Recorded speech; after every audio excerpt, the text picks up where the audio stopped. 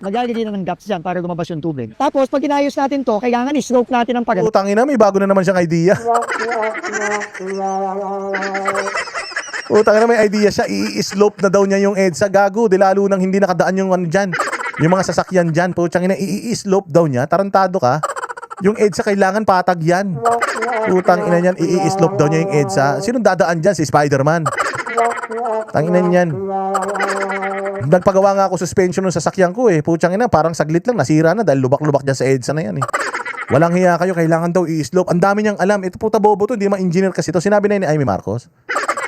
Oo, sabi ni Amy Marcos, mga bossing, engineer ka ba? Hindi ka naman engineer. Bakit nasa DPWH ka? O kita mo gusto niya mangyari, lalagyan daw niya ng slope. O pakinggan niyo yung sasabihin niya rito.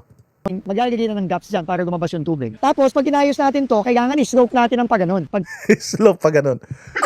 Tangina, patabingi na yung EDSA. Pucha, pa ganun na parang NASCAR. Tangina mo, Vince Dizon. Gago.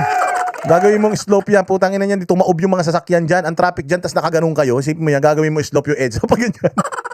Patagilid para kayo nasa NASCAR. Alam mo yung NASCAR, yung paikot-ikot na ganun. Yung karerahan, nakaganon yun. Nakatabingi yun. Tangina yan kasi paikot yun para hindi ka lumipad. Mantakin mo, gagawin mo slope yung EDSA na aganyan. Tangina ang traffic sa EDSA, edi putya tabingi na yung katawan mo pag uwi mo sa bahay. 4 na oras ka sa EDSA naka-traffic, ganyan yung kalsada, naka-slope daw. Tangina yan, o di ito hawak mo yung manibela, nakaganong ka oh. Traffic, nakaganyan ka, maghapon 4 na oras. Tangina makukuba ka. Magkaka-scoliosis ka, tarantado talaga to eh. Bobo talaga eh. Araw, mga banateros, ito na naman ang inyong pinakapaboritong fake news peddler, si Boss Dada. At magkukwentuhan na naman tayo ngayon. Oo. Magkukwentuhan tayo maulan. Anong gagawin natin pag maulan? Kesa tumunga nga tayong ganyan, wala mang makain, ang mahal-mahal ngayon ng bilihin, eh magkwentuhan na lang tayo, di ba? Oh, ngayon mga bossing, ito ang problema natin. Nung Wednesday, ang dami mga estudyanteng nagsipasok, tapos late yung kanilang announcement na walang pasok. So, nabasa yung mga estudyante, nalugi yung mga magulang kasi kahit wala namang klase, kinuha na yung mga baon. Kita nyo kung gaano ka-incompetent talaga tong mga nasa gobyerno natin. Ilang beses lang man umuulan sa Pilipinas. Tangina, magdideklara na lang kayo ng walang pasok, mga walang hiya kayo. Hindi nyo pa magawa on time. Tapos gusto nyo pa magpalipad ng racket, gusto nyo pa kung ano-ano mga pinapangarap ninyo. Eh yun na nga lang kasimple-simple nun. Saan nyo i-announce? Sa mga websites ninyo o kaya sa mga Facebook pages ninyo, i-announce nyo lang doon. Legit po ito may pasok o kaya walang pasok ngayon. Joke lang. Ganon. Yun na lang gagawin nyo, hindi nyo pa alam. O ngayon, Thursday, Friday, ilang araw na walang pasok mga bossing. Hanggang ngayon walang pasok. Ano man lang tong ulan na to. Itong ulan na to, sobrang lakas ba nitong ulan na to? Pag umulan naman, maulan ng malakas, hihinto ulit. Uulan ulit na malakas, hihinto ulit. Di naman tuloy-tuloy na umulan ng malakas. Umuulan ng malakas pero nawawala din naman. Pero tingnan mo kung gaano karami, gaano kahirap yung inabot ng mga kababayan natin dito sa Kapatagan. Tingnan nyo kung gaano karaming tubig yung umagos. Ayan yung sinasabi natin, hindi lang kasi ang corruption at ang kademonyohan ng Pilipinas, hindi lang yan dun sa plain sight. Yung nakikita mo ba? Maganda Pilipinas ngayon. O hindi mo alam, may mga nakakubli tayong problema. Buong taon, mainit dito man sa Pilipinas. Anong ginagawa ng mga putang inang mga magnanakaw sa Pilipinas? Bukod sa flood control projects, meron pa silang ibang ninanakawan. Ano yan? PCSO. Customs. Department of Agriculture, lahat ninanakawan ng mga hayop na yan. Yung 3 trillion na nawala sa flood control. Flood control lang yun. Wala pa dun yung ibang mga pera ng taong bayan. Glaza, mabuhay sa dyan sa Hong Kong. Kaya kung makikita mo, wala tayong proyekto. Kasi ang ninanakawan nila, hindi man lang yung flood control. Lahat ninanakawan, lahat ng ahensya ng gobyerno. Basta may pera na ginagamit at may pera na pumapasok, putya kinukuha ng mga hayop na yan. Napansin ninyo mga bossing, bakit ang daming mga lugar ngayon na dating hindi naman binabaha, bakit binabaha na? Kasalanan ba yan ng mga flood control projects? Kasalanan partly yung mga substandard na flood control projects, kasalanan yan. Partly yung mga hindi pa tapos na mga flood control projects, kasalanan yan. Pero alam nyo ba na meron pang isang problema ngayon? Ano yun? Pucha yan. Hindi nyo nakikita yun kasi ang nakikita nyo yung physical na flood control lang. Nakikita nyo yung physical na baha. Saan galing yung baha? Bakit ang Lipa binaha? Bakit ang Kawit Cavite na dating hindi naman binabaha, baha? Alam nyo kung bakit mga bossing? putyang ina, illegal logging. Illegal logging. Hindi ninyo nakikita yung mga nangyayari sa kabundukan. Putya yan, hindi lang tayo ninanakawan ng mga magnanakaw sa Pilipinas dito sa Kapatagan, pati bundok. Mga puno, pinuputol dyan. Mga mining, nagmimina dyan. Kaya ngayon, dahil wala ng puno, mga bossing, dahil wala ng puno, putya yan, ayan. Ragasaan tubig, umambun lang, mabilis masaturate ang mga kabundukan natin. Siyempre, mataas yun. Pag umulan doon, saan pupunta yan? Doon sa mga mabababa, napansin nyo yung mga baha ngayon, kulay brown. Kulay brown, kulay putik. Yung baha sa Davao, kulay putik. Yung baha sa Cavite, kulay putik. Yung baha sa Bulacan, kulay tore. Kulay putik, mga bossing, kasi galing ng bundok yan. So kahit gaano kagaganda yung ating mga flood control projects, maano yan, ma-overwhelm yan. Diyan papasok yung sinabi nito ni Bongbong Marcos na na-overwhelm yung mga flood control mitigation projects natin. Bakit? Kasi nga, putya, dapat tubig lang ang hinaharang niyan, may kasamang putik, and at the same time, sobrang dami kasi umuulan na sa Kapatagan, umuulan pa sa kabundukan, yung tubig sa bundok pupunta pa sa patag. Kaya ngayon, lagpas tao ang baha, putang ina niyan. O ngayon, sinong may kasalanan? Sinong may kasalanan? Kasalanan na naman ng mga Duterte yan. Nung panahon man ni Duterte, hindi naman nagbabaha ng ganyan. Panahon ninyo, 4 na taon na kayo. Ano? Kasalanan na naman ng mga Duterte yan? Kasalanan nyo na yan. Kasalanan na ng incompetence ni Bongbong yan. Incompetence ni Vince Dizon at kasalanan nito mga magnanakaw ng mga nasa gobyerno ngayon na gustong i-impeach si BP Sara. Yun. O, ngayon, tingnan mo nangyayari. O, bibigyan ko lang kayo ng isang malupit na kwento. Isang malupit na kwento. Patungkol dito sa pagbabaha na ito. Oo. Isang magaling na tao dyan sa Davao, itago natin siya sa pangalang Pastor Apollo Kibuloy. Napakagaling ng tao na yan. Alam niyo yung sa may Mount Apo, o dyan sa Tamayong. Yung Tamayong, sa may Kalinan, o malapit siya, magkalapit na lugar yan. Yung pinunta ni Bongbong. Yung may pabahay daw si Bongbong, na pabahay pala yun ng Davao City, tapos inangkin niya. Yung kung saan minura-mura si Bongbong ng mga estudyante. Oo, doon ang Tamayong. Okay. So, diyan sa Tamayong, bundok 'yan. Tapos yung Tamayong na 'yan, mga bossing, ano yan? Taniman 'yan ng mga saging, taniman 'yan ng So, sa tuwing uulan, diyan sa Tamayong, grabe ang baha diyan. Ang baha daw diyan parang dragon Alam niyo yung dragon? Yung lion dance, gumaganong-ganon daw yung baha diyan pababa.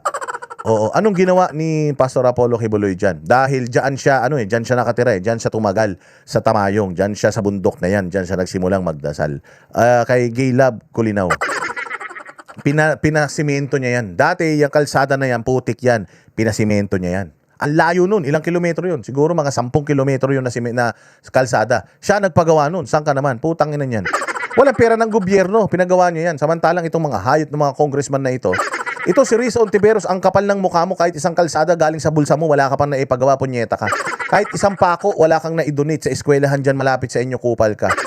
Oo, ito yung sa Tamayong at Kalinan, parang Baguio, mapupuntahan ko yan. Etong si Rizzo Ontiveros, kaya bang-yabang niyan, kung makabatikos kay Pastor Kibuloy, akala mo, putang ina, gumamit na siya ng pera niya, samantalang pera ng PhilHealth, ninakaw niya, di umano. Si Pastor, alam niyo, grabe daw bumaha dyan. Anong ginawa nila? Anong ginawa ng KOJC? Maingay ba sila nung ginawa nila yung mga ginawa nila dyan sa may Tamayong? Anong ginawa nila? Nagtanim si Pastor ng libo-libo, daan-daan libo na mga pine tree. Alam mo kung bakit? Alam mo kung bakit naisip ni Pastor yung pine tree? Alam mo kung bakit? Kasi pag nagtanim ka ng pine tree at tumayo yan, gaano karami ang pine tree spokes? Kaya nyo bilangin? Hindi nyo kayang bilangin. Bawat isang puno, gaano karami ang pine tree spokes niyan? Yung mga dahon niyan, di ba yung dahon niyan, tapos matutulis yung mga niyan, yung mga dahon niyan. Bukod dun sa sanga, may mga dahon niyan na matutulis. Di ba? Bibigyan ko kayo ng nung narinig ko to, sabi ko, walang hiyang, galing talaga ng tao na to. Ibang klase talaga mag-isip. Bakit daw niya naisip yung pine tree? Bukod sa, ang pine tree, parang para siyang lungs ba? Para siyang filter ng maduming hangin. Yung pine tree pala, marami siyang mga sanga na gano'n, tapos yung mga sanga niya, maraming mga dahon. Alam nyo ba na pag umulan, yung dahon nun, bawat isang butil ng ulan na nakukuha ng dahon nun, di ba nakita nyo yung mga dahon, tapos may mga tubig na ganyan silang yung mga hindi pa pumapatak. Oh, kasi sabi niya kung imagine mo kung 300,000 na pine tree yun, ilang trilyon na mga branches at ilang mga gazillion na mga ano yun, na mga dahon yun. Oh, imagine mo kukunin nun yung mga tubig ulan. Hindi yun lalapag dun sa lupa, mapupunta. May lalapag sa lupa tapos yung iba makukuha ng mga dahon. Hindi papatak kasi sasabit lang sa dahon yung patak na yun. Kasi pagka kinuha mo lahat ng tubig na makukuha ng mga 350,000 na pine tree, ang dami mong mapupunong ano nun, galon nun. Oo, ganyan yun mga bossing. So kaya yun daw yung naisip niyang puno. Ikaw ba matinukan tao, normal ka na tao, may isip mo yan? Basta ang iniisip mo, magtayo ka ng puno, magtarim ka ng puno, okay na yun. Pero yung pipiliin mo mismo yung kung ano yung punong itatayo mo, kasi itong puno na to, magsisilbing ano to, magsisilbing pang ano ng tubig ito. So simula nung ginawa ni Pastor Apollo Kibuloy yung ano na yon, o tsaka yung hamog, yung ano na yon, yung tamayong na yon, hindi na nagbaha sa lugar na yan, tapos nagkaroon na sila ng maayos na source of water diyan. Ganyan kagaling yung tao na yan. Tapos putyang ina niyan, bumabaha ngayon dito sa Metro Manila. Tapos ngayon, etong mga kupal na mga congressman, itong mga kupal na mga senador na si Risa Ontiveros, si Pastor Kibuloy yung kanyang pinagtitripan. Gago ka. Lahat ng mga nagawa ni Pastor sa kanyang lifetime, 40 years man lang ang kanyang simbahan. 40 years. Ilan taon pa lang si Pastor? 75. O, 75 si Pastor. So, 35 years. So, sa 40 years ng kanyang sa 40 years ng kanyang 75 years sa mundo, ganyan nakarami yung mga nagawa niya para sa mamamayang Pilipino, lalong-lalo na simbahan niya. Ikaw, Risa, sa tagal na ng mga bukbok sa mukha mo, ano nang mga nagawa mo sa bayang Pilipinas, walang hiya ka? Paki-ano rito, paki-comment. Risa, baka nanonood ka, paki-comment. Ano na mga nagawa mo? Bukod sa di umano ninakaw mo yung pera ng PhilHealth at napakarami mong insertion dyan sa Senado. Ano pa ang nagawa mo para sa bayang Pilipinas? Walang hiya ka. Di ka naman bilyonaryo. Oh, pero kita mo, dati ka man lang aktivista. Paano ka yumaman? Oh, gusto nyo pang angkinin yung mga property ng KOJC kasi sampal, mga bossing, sampal sa kanilang mukha itong ginagawa ng KOJC. Sa tuwing nakikita nila na mas maunlad ang KOJC, mas maraming may pagmamalaking mga infrastructure ang KOJC kaysa sa gobyerno natin, galit na galit sila. Kaya gusto nila si Pastor, ipadala nila dun sa ibang bansa. Mga walang hiya kayo. Babalikan natin yan, Memia. Babalikan natin yan. Dito muna tayo sa usaping baha, mga bossing. Usaping baha, importante ito Boss Dada, ano ba yan? Baha na naman, ang toxic. Kailangan nyong makita. Bakit? Hindi ito masyadong pinakikita ng mainstream media. Pili yung mga lugar na pinakikita ng mainstream media patungkol sa pagbabaha. Bakit? Kasi nga, mga bossing, bayaran man ng mga magnanakaw sa flood control yan. O, ngayon, di ba ang ingay-ingay nila kay Inday Sara? O bakit ngayon hindi mo sila nakikita na nagsasalita patungkol sa mga baha sa lugar nila?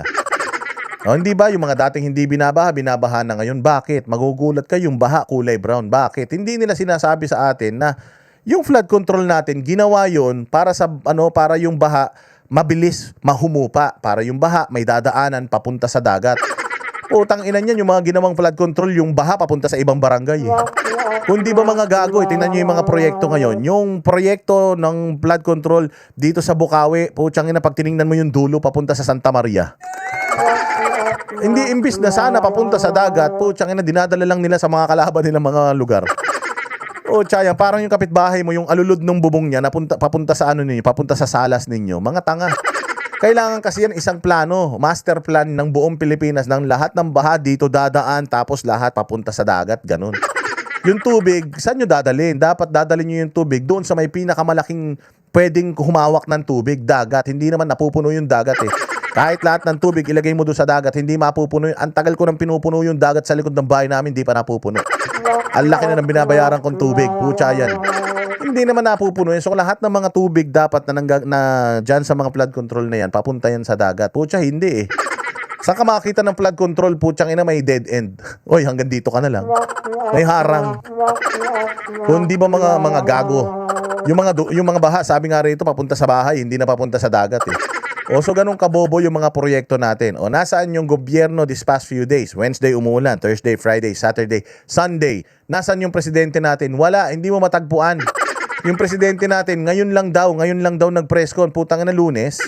Lunes yarn, hindi ka presidente kapag Sabado tsaka Linggo. Pag Sabado Linggo, putsang ina, hindi kayo nakikita. Ano ginagawa nyo pag Sabado Linggo? Sumisinghot kayo? Nag-ano kayo? Naglalasing kayo? Putsang inang yan. Baka nakakalimutan mo, Bongbong, 4 na taong ka na sa pwesto, ah. Ang trabaho ng presidente, simula nung inelect ka ng tao hanggang hanggang matulog ka, pati sa pagtulog mo. Pati sa pagtulog mo, pag-aari ng taong bayan niyang oras mo. Sa totoo lang, ang tigas ng mukha mo. Hindi pwede na kapag Biyernes, di ka na matagpuan. Di ka naman empleyadong ordinaryo, eh.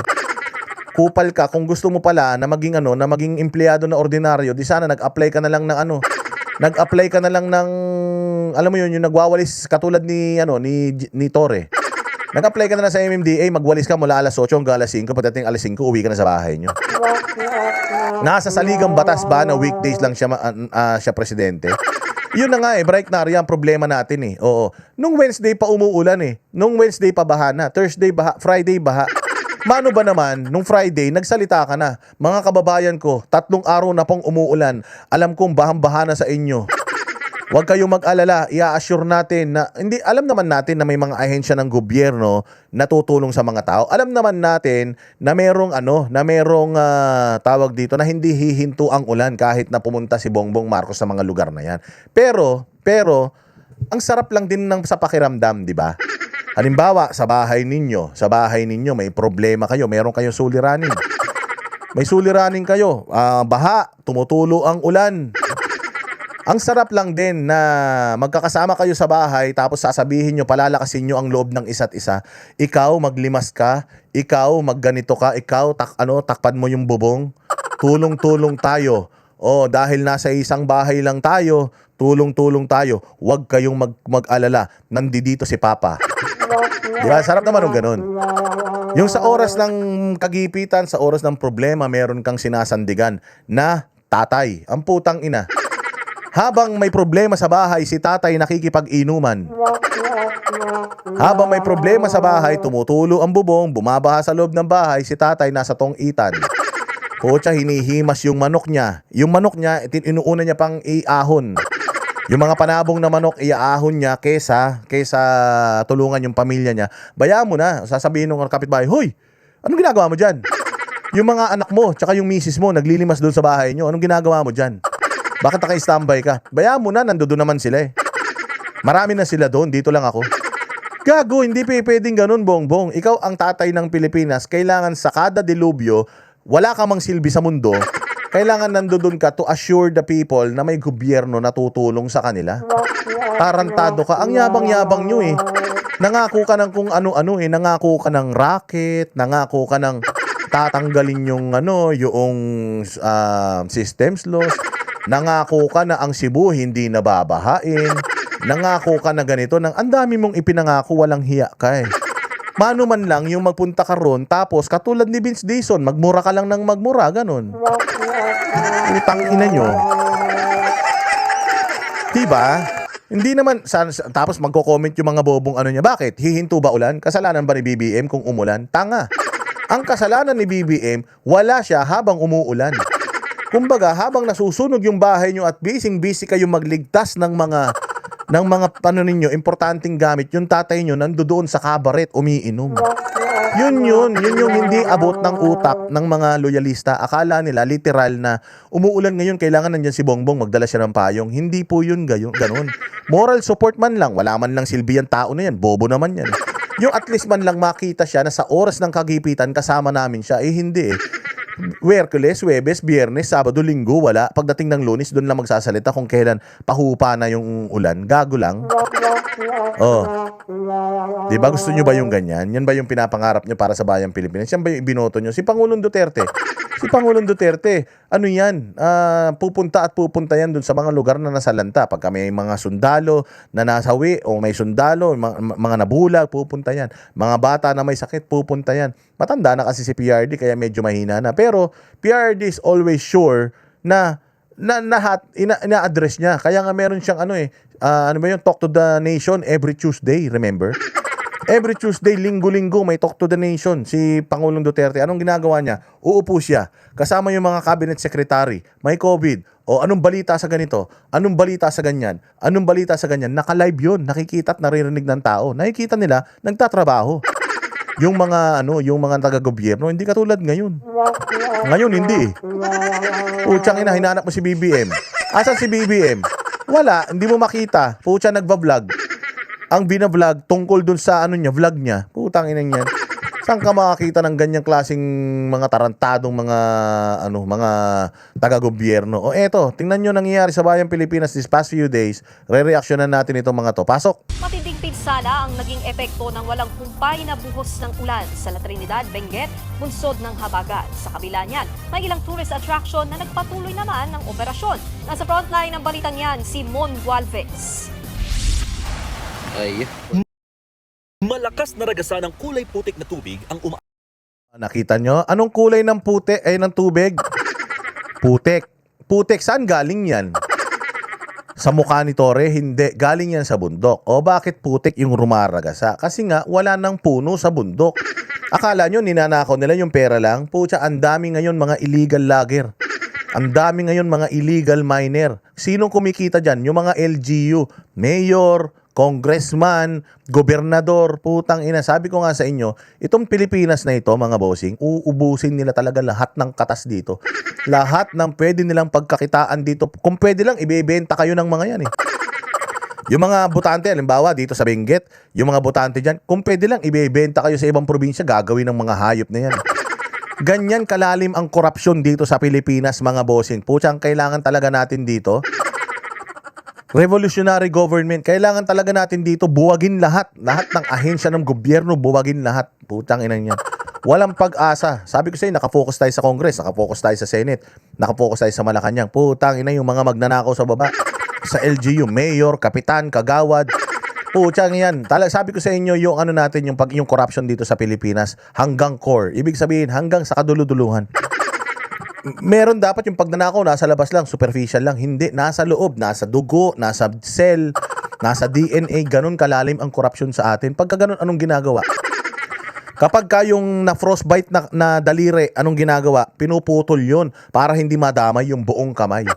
Dapat ganyan ang gawin, putulin yung mga yung korupsyon sa Pilipinas. Paano mo puputulin? Putsang inang yan, ibuo. Mula ulo hanggang paa, buo. Alam nyo mga bossing, dapat ang isang bansa, gumagana yan na parang katawan ng tao. Gumagana yan na parang katawan ng tao. O, paano ko nasabi? O, di ba ang katawan ng tao may kamay, may paa, may mata, may ilong, may bibig, may tenga. May utak, di ba? O, kaya ngayon ikaw, gumagana ka ng maayos. Nabubuhay ka sa araw-araw, pupunta ka sa lugar na gusto mong puntahan. Alam mo kung bakit? Alam mo kung bakit? Kasi, nasa tamang lugar yung mga parte ng katawan mo. Yung kamay mo, wala sa paa. Yung paa mo, wala sa kamay. Yung mata mo, wala sa tenga. Yung mata mo, nasa tamang lugar. Yung tenga mo, nasa tamang lugar. Yung ilong mo, yung kamay mo. So, ang maganda rito sa katawan natin, yung kamay mo, walang conflict. Kasi yung kamay mo, yung ginagawa ng kamay mo, siya lang yung kayang gumawa nun. Wala siyang kompetensya. Yung paa mo, yung trabaho ng paa mo, ginagawa lang niya, wala siyang kompetensya. Yung trabaho ng mata mo, ginagawa lang niya, wala siyang kompetensya. Kung ang bansa natin, parang katawan ng tao, na bawat senses gumagana according doon sa kanyang trabaho. Trabaho lang siya ng trabaho. Maganda ang tatakbuhin ng bansa natin. Pero kung putang ina, meron kang isang katawan na merong 10 kamay. Wala kang paa. Puti, saan ka dadalhin yan? Wala. Hindi ka dadalhin yan saan? Puro kamay, puro magnanakaw yan.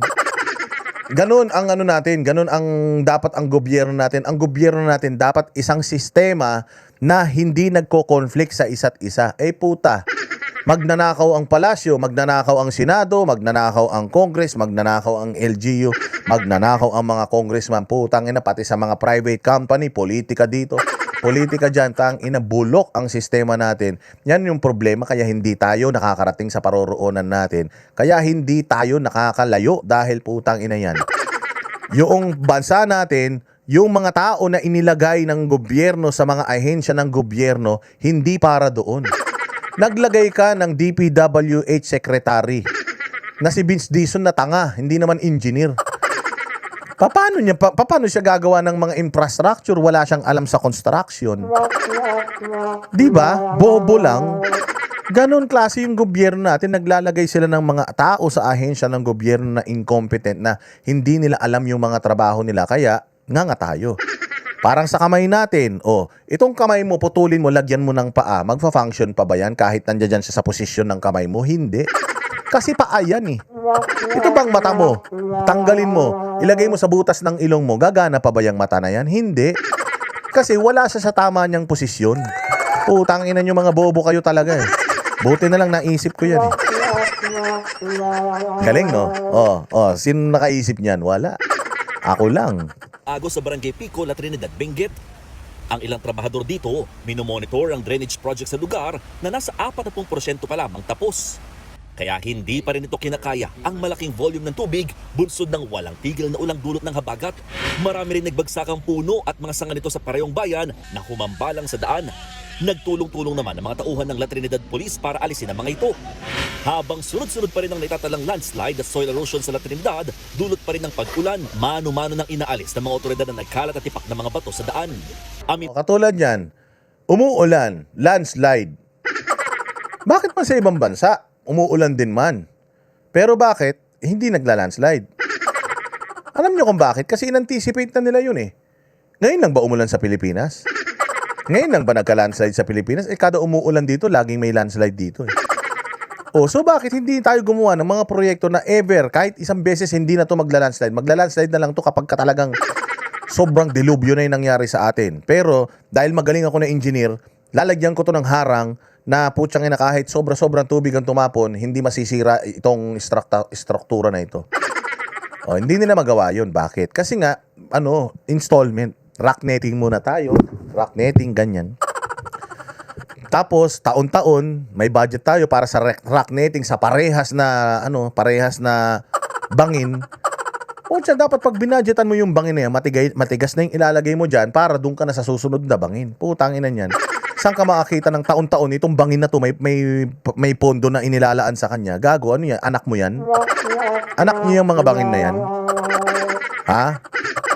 Anak mo yan, yung bangin na yan? Mga walang hiya kayo? Tanginan yan.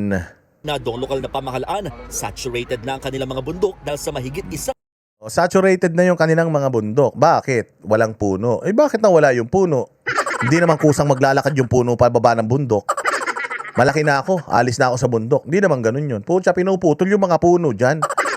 Ba't yung pinababayaan na maputol yung mga puno dyan? Tangina kasi. Paano si Mayor? Si Mayor, inapprove yung permit ng logging. Si Governor, inapprove yung logging ng kampanya ng anak niya. Kaya ganyan nangyayari sa Pilipinas. Putangina, sa tingin ba ninyo, 10 years of this or 20 years of this, meron pa tayong maayos na Pilipinas? Sabi ko sa inyo, baka magugulat kayo. Putsang ina niyan, baka mas mahirap na tayo sa Bangladesh. Alam niyo ba yung Bangladesh, swamp yan? Putya yan. Kita niyo ngayon yung Bangladesh, may mga bullet train na.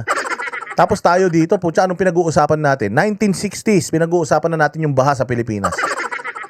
Landslide, mudslide, 1960s.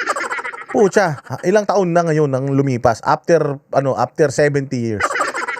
Ito pa rin tayo. Nandoon pa rin tayo sa baha, landslide, corruption. Ang inang yan. Dapat nga pinag-uusapan natin ngayon, ang taas ng building no ginawa ni ganito, no? Umabot sa langit. Pag nandoon ka sa top floor, nakakausap mo na si San Pedro. Sobrang galing. Ay, ang lupit nung sumakay ako ng train nung nakaraan. Muntik mapunit yung mukha ko, binuksan ko yung bintana sa sobrang bilis. Imbis na gano'n na yung pinag-uusapan natin, nadulas ako dyan sa may makinis na kalsada dyan sa Ayala. Sobrang ganda kasi nung kalsada, ang linis-linis eh. Nasilaw ako, sumakit yung mata ko. Imbis na gano'n na yung pinag-uusapan natin, pinag-uusapan natin ngayon, same old, baha, bagyo, landslide, mudslide, utang ina niyan, magnanakaw si ganito, magnanakaw si ganyan. Kasi nga, dito sa Pilipinas, merong kompetisyon kung sinong pinakamagaling magnakaw sa buong mundo. Yun ang kanilang focus. Sino kaya ang pinakamagaling magnakaw sa atin? Putsang ina, magnanakaw yung nasa District 1, kailangan yung District 2, wag tayong magpatalo. Kung nagnakaw siya, doblehin natin. Putsang ganun eh. Maganda yung kotse niya, tapatan natin yan, taasan natin yan. Ganun ang ginagawa ng mga politiko dito sa atin eh. Tapos tatanga-tanga yung presidente, maglalagay ng mga tao sa mga ahensya ng gobyerno, walang alam dun sa mga trabaho nila. Paano tayo gagana niyan? Ang linggo ng walang patid na pag-ulan. Pang isang linggo na nating umuulan and we are receiving about an average of 200 mm na ulan araw-araw. At nakita nga po natin na talagang ang dami pong mga soil erosion, landslide na naitalad. It's equivalent to normal rain in a rainy season. Isang buwan na ulan. Sabi ng La Trinidad LGU, hindi nawawalang panganib ng landslide sa kanilang probinsya dahil nakatirik sila sa mismong bundok. Wala nga problema. Sabi ko nga sa inyo, marami din namang mga community sa buong mundo na nasa bundok. Hindi lang po kayo. Pero bakit sa kanila wala namang ganitong problema? O kasi nga ina-address nila yung problema. Kayo kasi hindi nyo ina-address yung problema. Gagawa kayo ng band-aid solution for the sake na meron kayong project at may makikitain kayo sa proyekto na yun. Yung problema, pansamantala man lang yung istruktura na nilalagay nyo doon sa mga slopes. O di talagang guguho yan. O di taon-taon problema nyo yan. Pero kung gusto nyo talagang solusyonan yan, construction marvel ang gagawin nyo dyan. Putsang inang yan, tatakpan nyo ng semento yung buong bundok na yan para hindi na gumuho yan lupa na yan, plain and simple. Ano lang yun, boss? Hindi nyo ina-address Hindi natin ina-address ng maigi. Talagang taon-taon yan ang problema natin. Kaya iba yung pag-iingat na lang talaga ang kanilang pinapaalala. O yan, sa Hong Kong, hindi ba umuulan sa Hong Kong? Ang lalakas din ang ulan dyan.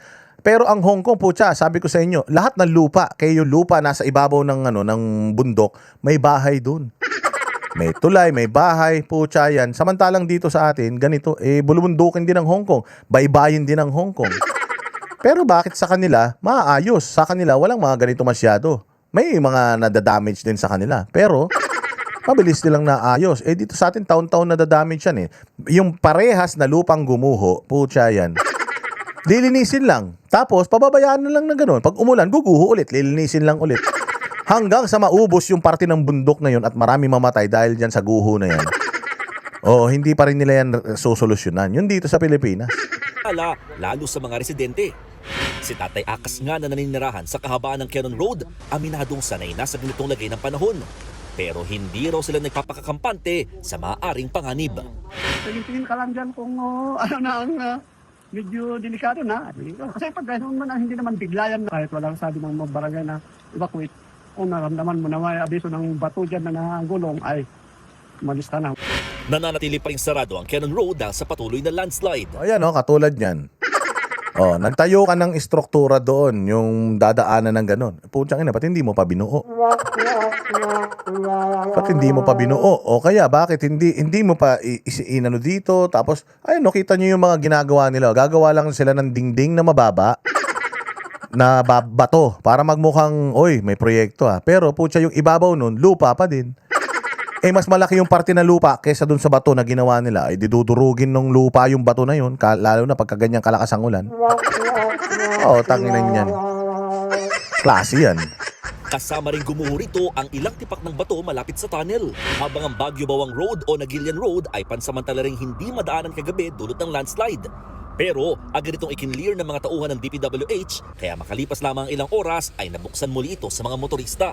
Passable naman sa Marcos Highway pero iba yung pag-iingat ng kailangan. Ito sa Baguio yan. Sa Baguio yan. Hoy, Magalong, putang ina mo, gusto mo maging presidente, yung Baguio di mo maayos. Ayusin mo. Ito pa yung isang baha dyan sa Cavite, putya yan. Sabi ko nga sa inyo, yung baha lagpas tao. Grabe.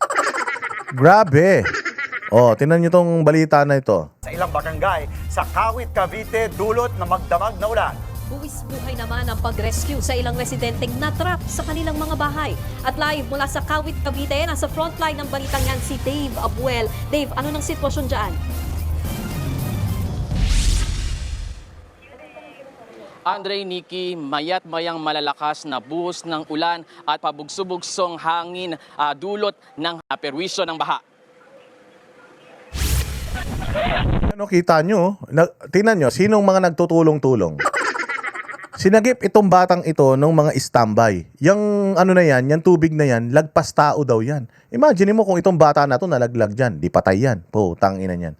Imbis na sana yung mamatay dyan, yung mga magnanakaw ng mga taga-gobyerno. Ganyan ang pahirap sa bayan. May nakita kayo na taga-gobyerno nandiyan dyan ngayon habang naghihirap itong mga kababayan natin? Wala. Eto, tanungin ko kayo, anong sabi ni Gibo Teodoro. Putang ina mo, Gibo, ang ingay-ingay mo sa China. Ang ingay-ingay mo sa issue ng China, walang hiya ka, wala kang naitulong sa bayan mo. Yung EDCA sites, ilan yan? 9 na EDCA sites yan. Ang sabi nila, kaya daw may mga EDCA sites tayo para tumulong sa oras ng kagipitan. Relief operations, yun yung mga sinasabi nila na maitutulong sa atin ito. Puta, may nakita kayong kano? May nakita kayong kano na naka-uniforme ng militar na nandito ngayon nakalubog sa baha para tulungan yung mga kababayan natin habang 9 na EDCA sites yung ibinigay natin sa mga gagong yan? Wala.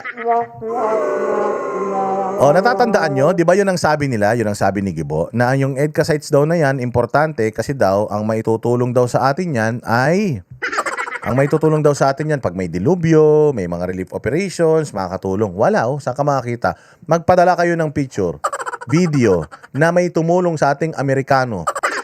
Habang binabayo tayo nitong mga bahana ito, magpakita kayo, wala. Bakit? Kasi niloloko tayo ng gobyerno Niloloko tayo ni Bongbong, niloloko tayo ni Teodoro. Yang mga sundalo na yan, kaya yan nandiyadyaan, binigay natin yung mga ekta-ektaryang mga lupa na yan para gawin tayong base militar, imbaka ng bala, hindi para protektahan ng Pilipinas, kundi para protektahan yung Taiwan. Tangina nyo, gusto nyo palang protektahan yung Taiwan, bakit hindi kayo doon nagtayo ng mga base militar nyo? Bakit dito? Kundi ba gagong mga taga-gobyerno natin? Imaginein mo yan, hindi natin away. Nakikisali tayo, namigay pa tayo ng mga lupa dyan sa mga Amerikano na yan para gawin tayong tambayan. Tama o mali? Hindi ba tama? Yan ang sinasabi ko sa inyo. Hinahanap nyo ba yan? Natatandaan nyo pa yan? Pinaalala ko lang. Pero oo nga yung EDCA sites nga, sabi nila, tutulong daw. Oo, ngayon, ilang araw na tayong binaba, mula Miyerkules hanggang ngayon, Lunes. May nakita na kayo? Yung si Bongbong nga, hindi nyo makita, kano pa. Si Bongbong nga, hindi natin napagkikita kung nasaan yung mga Amerikano pa. Pero sana man lang, sinisingil ito ng mga aktivista, anak bayan, mga ganyan, di ba? Yung mga maiingay sa impeachment ni BP Sara, di ba, Letsky dyan sa Amerika, watching from Texas, konting tulong. So, sobrang laking tulong yan, mapupunta ka sa langit. Di ba nanonood dito na mga taga Batangas? Mga taga Tanawan, tanaw lang ng tanaw, bahala kayo, di kayo mapupunta sa langit. Di ba? O, yan yung sinasabi ko, bakit hindi sila sinisingil neto ng mga nandiyan dyan sa impeachment ngayon, sinisingil si Inday sa 70 million. 70 million Sinisingil natin si Inday Sara, gumagastos tayo 25 million araw-araw. Tapos 70 million lang yung hindi pa accountable, hindi pa naman pala final yung report nitong hayop na COA na ito. Tapos parang para sa mga congressman, ninakaw na ng opisina ni Inday Sara yung pera. Samantalang itong mga ninakaw sa atin, PDIC, PhilHealth, yung ninakaw sa atin sa PhilHealth, yung ninakaw sa atin sa sa Maharlika Investment Fund, yung mga ginto na ibinenta natin, ba't di nila hinahanap? Putang ina, paano? Alam niyo si Bongbong Marcos, minaster niya ang corruption sa Pilipinas. Minaster ni Bongbong, papaano? Yung tatay niya nagnakaw, sinarili nila. Nung nagnakaw yung kanilang tatay, noong panahon, sinarili nila, nilagay nila sa Switzerland, nilagay nila sa Amerika, yung pera sinarili nila. Kaya nagreklamo mga NPA, nagreklamo mga makakaliwa, nagreklamo yung mga pulis, nagreklamo yung mga sundalo, nagreklamo mainstream media. Kasi sinarili ni Bongbong, ay ni Marcos Sr. yung pera. Ang talino ni Bongbong, sabi niya, pag nanalo ako, i-redeem ko yung pangalan ng tatay ko. Akala ko, i-redeem niya yung mga ginawa ng tatay niyang pagnanakaw, hindi siya magnanakaw, gagalingan niya. Yung pala, mas nakuha pala niya, ito mali ng tatay ko, kaya pala niya kinakausap yung tatay niya. Pa, presidente na ako, anong gagawin ko? Sabi ng tatay niya, galingan mo.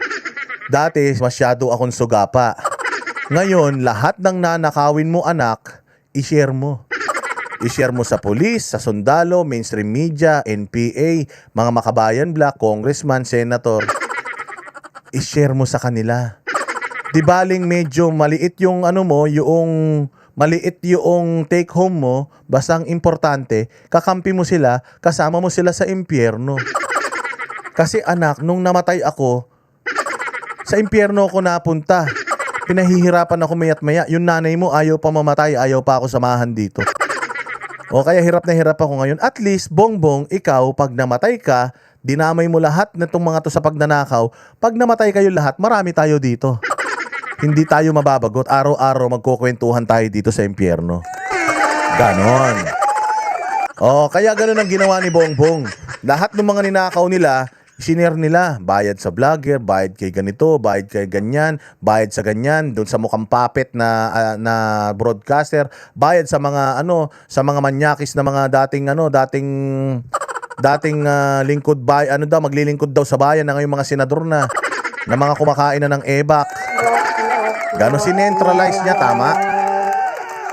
Sinentralize niya. Oo, kumbaga sa bahay, pag centralize yung aircon, buong bahay malamig, pati kusina at saka CR. Pucha, nung panahon ng tatay niya, nakafocus lang, lahat ng pera ay kunin natin, dalhin natin Switzerland, atin lang yan. Sobra suga pa natin. Kaya nagkaroon ng people power. Nagkaya nagalit mga tao, napatalsik siya. Ay ngayon, yun yung nakita ni Bongbong Marcos ngayon na hindi ginawa ng tatay niya. Sabi niya pa, masyado kang sugapa kasi. Masyado kang madamot. Tingnan mo yung pera mo, di mo naman nandala sa impyerno, di ba? Ang masaklap na yung pera mo, naka-freeze pa. Nandoon sa Switzerland, nandoon sa New York, di natin makuha. O sana pa, hindi ka sana napatalsik sa Pilipinas. Kung yung mga binangko mong pera na yan, binayad mo dito sa mga nag-rally sa'yo. O di kakampi mo sana sila. O namatay na kayo lahat, di sana marami kayo dyan. Kaya babaguhin ko ang ginawa ng tatay ko. Yung ninakaw ko, isi-share ko. Para sa si Robin Hood. Kaya lang, ang problema, si Robin Hood nag-share sa mahihirap. Puta siya, hindi. Nag-share lang siya sa mga sa mga nagrereklamo. O nagrereklamo ka, bayaran kita. Ikaw nagrereklamo ka, bayaran kita, magkakakampi tayo lahat. O hindi ka na pwede magreklamo, bayad ka na.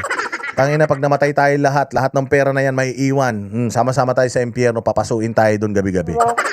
Ganon yung ginawa nila. Kaya ganyan na nangyari sa bayang Pilipinas. Lahat magkakakampi. Nagtataka kayo, Boss Dada, bakit ganun? Rally ng rally yung mga anti-corruption, pero bakit hindi tayo nagtatagumpay? Paano ka magtatagumpay? Paano ko magtatagumpay? Kaya nga ang mga rally natin puro peaceful at saka halos karamihan prayer rally at saka paglalabas lang ng sama ng loob. Hindi naman talaga natin gustong patalsikin yan. Hindi mo mapapatalsik yan. Paano mo mapapatalsik yan sa dami ng pera na ninakaw niyan? Lahat binayaran yan. Kaya lahat kakampi niya. Kampi nila si Risa, kampi nila si Ascendenia, sila Dilima. Yung dati, kalaban ng gobyerno ang mga komunista, mga utak. Ngayon hindi, magkakampi. Bakit? Kasi share sila. One for you, one for me.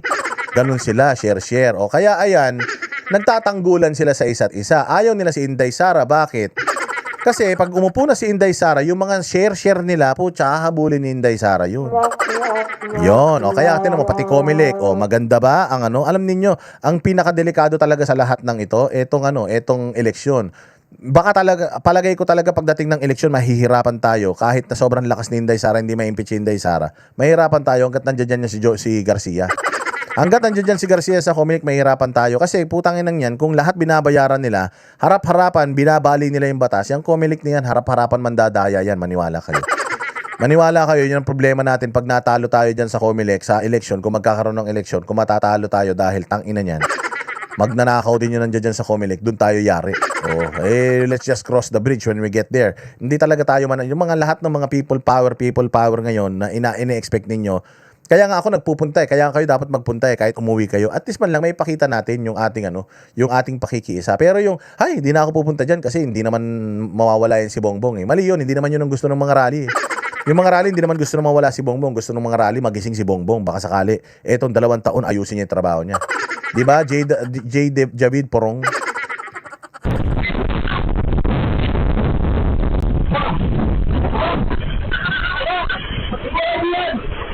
Alas 7 kagabi, buwis buhay na itinawid ng 2 lalaking ito ang isang bata mula sa Rumargasang bahay.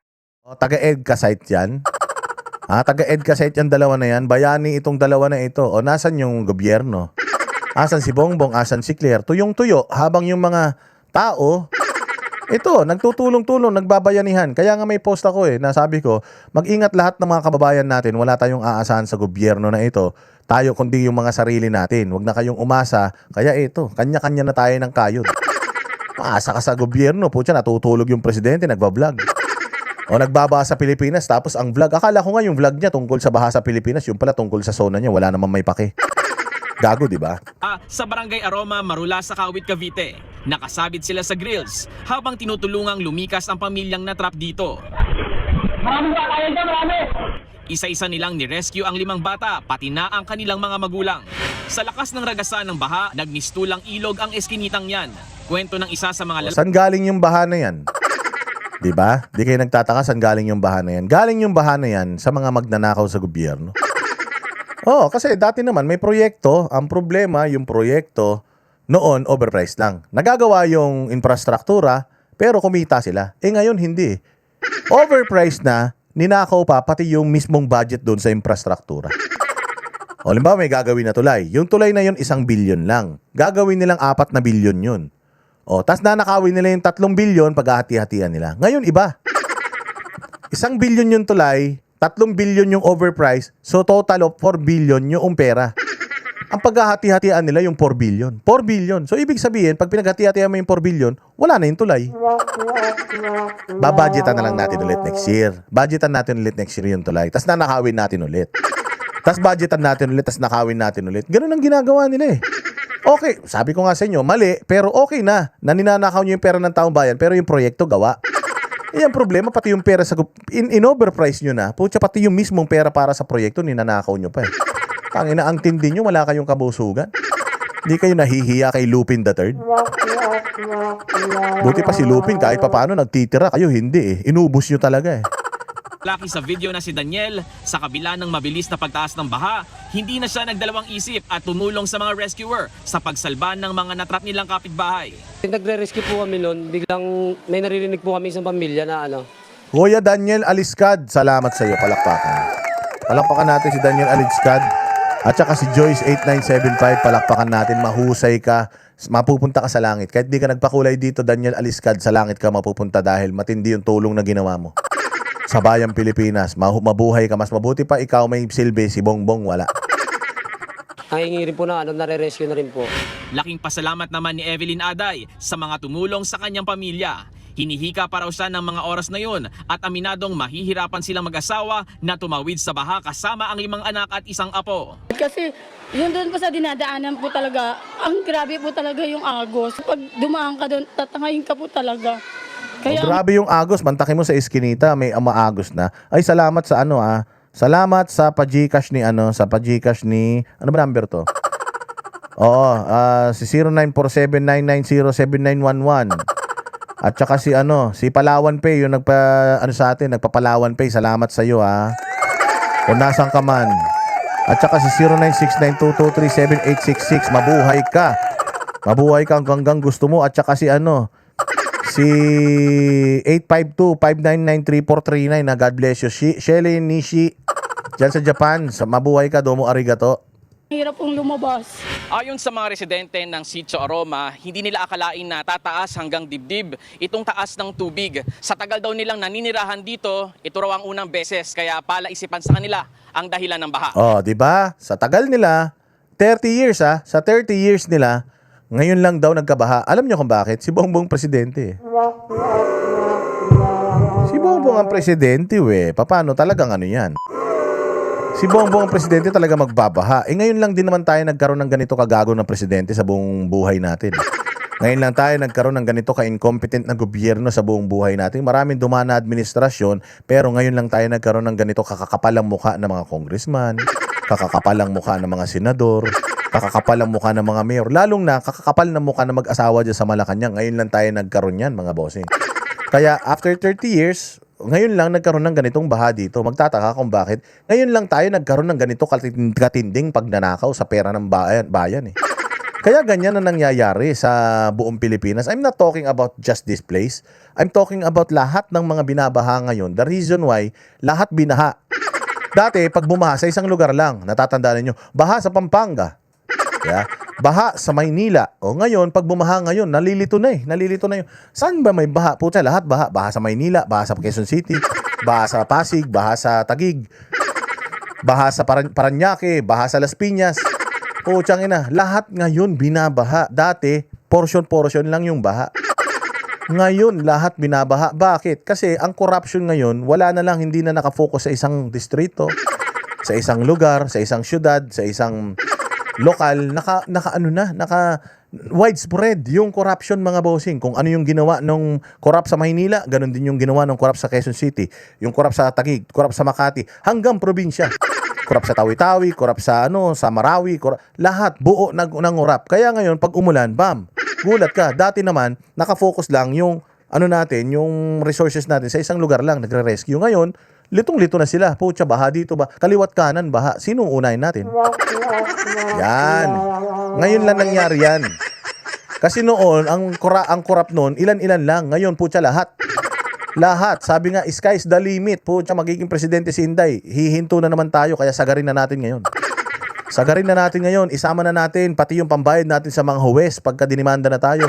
Pambayad sa mga abogado, lahat. Ganun ang nangyari sa bayang Pilipinas, mga bossing. Malungkot na katotohanan.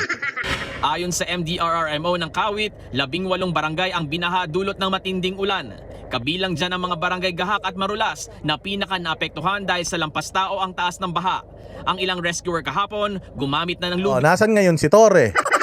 Nasan si Torre? Boys with Love vlog, mabuhay ka. God bless you. Nasan si Torre ngayon? O sabi ni Torre, di ba, nung nasa Davao, lahat sila nagsasalita eh. Nagsalita yung mainstream media, nagsasalita yung mga vlogger, nagsasalita yung mga yung mga congressman, lahat nagsasalita. Si Torre nagsasalita tungkol sa baha sa Davao. Alam niyo ba sa Davao ngayon, nagpa-party-party na sila, 1 buwan Kadayawan Festival. Wala silang kaproblema doon. O dito sa Metro Manila, nasa ng mga gago? Bakit wala nagpo-post? Bakit walang post? Mahabang post. Open letter. Ba't walang open letter si General Torre sa mga bahay, sa mga lugar na ito? Kasi wala siyang bahay diyan, ganoon.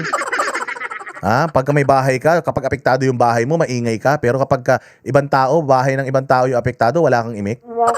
Yan ang sinasabi ko sa inyo eh. O nasan sila ngayon? Nasan yung mga maiingay? O nasan si Claire Castro? Baha sa Davao, ang ingay-ingay. O bakit ngayon? Bakit baha dito sa Cavite? Baha sa Las Piñas, sa lahat ng syudad? Baha. Putsang ina, ba't wala silang ingay? O yung mga kapitbahay yung Dilawan na galit sa mga Duterte. O kita mo ngayon, sinong hinahanap nila? Si Inday Sara, pasyal ng pasyal, bumaba na sa buong Pilipinas, gago. Di naman presidente si Inday Sara. Hanapin niyo muna si Bongbong. Si Bongbong nga mula Miyerkules eh. Lunes lang sumipot. Miyerkules, Huwebes, napagod siya sa zona. Napagod siya sa zona, 2 linggo siya nagpahinga. Saan ka naman? Di ka naiya? Hanapin niyo muna yung presidente natin. Hanapin niyo muna yung EDCA site. Nasaan na yung mga kano na tutulong sa atin? Hanapin niyo muna yan bago si Inday. Di man trabaho ni Inday yan eh. Tsaka yung Office of the Vice President, tuloy-tuloy yung pagtulong ng mga yan. Kahit wala si Inday, gumagana yung opisina ng Vice President. Bangka at mga floater, maisalba lang ang mga residente. Sa datos ng Kawit MDRRMO, higit 300 pamilya ang kinilangang ilikas dahil sa baha. Pansamantala silang nanunuluyan sa 18 evacuation center. Meron pa tayo siguro mga... Yan ang nangyayari ngayon. Baha, matindi ang baha, hindi ba? Nasan ang presidente natin? Nasan? Hanapin natin. Baka sakali. Kasi na daw siya eh. Lumitaw na daw siya ngayong araw. Pero nitong mga nakaraang araw, wala pa siya. Anong masasabi?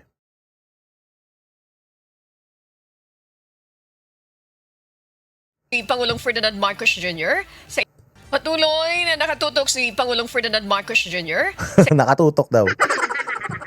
Patuloy na nakatutok si President Marcos Jr. Saan? Saan ka nakatutok, boss? Baka nakatuter, hindi nakatutok, ha? Linawin natin, ha? Araw-araw na nakatutok ang Pangulo, baka nakatuter yan, ha? Ayusin yung report. Baka nakatuter. Alam nyo ba yung tuter? I-research nyo na lang. Hindi, mali yata ang ano ko eh. Mali yata ang dinig ko, nakatuter yata. Nakatutok. Nakatutok na gano'n. Anong ginagawa niya? Pag tumututok siya, tinititigan lang niya, gano'n. Blank stare, ganyan. Anong magagawa niya kung nakatutok siya? Dapat ang balita, araw-araw na nakikipag-coordinate si Pangulong Marcos sa lahat ng mga ahensya ng gobyerno at humihingi ng mga update. At ngayon, currently, ang ating Pangulo ay nandiyan sa Marikina at hinahanap yung tarantadong congressman dyan na si Kimbo. Ganon.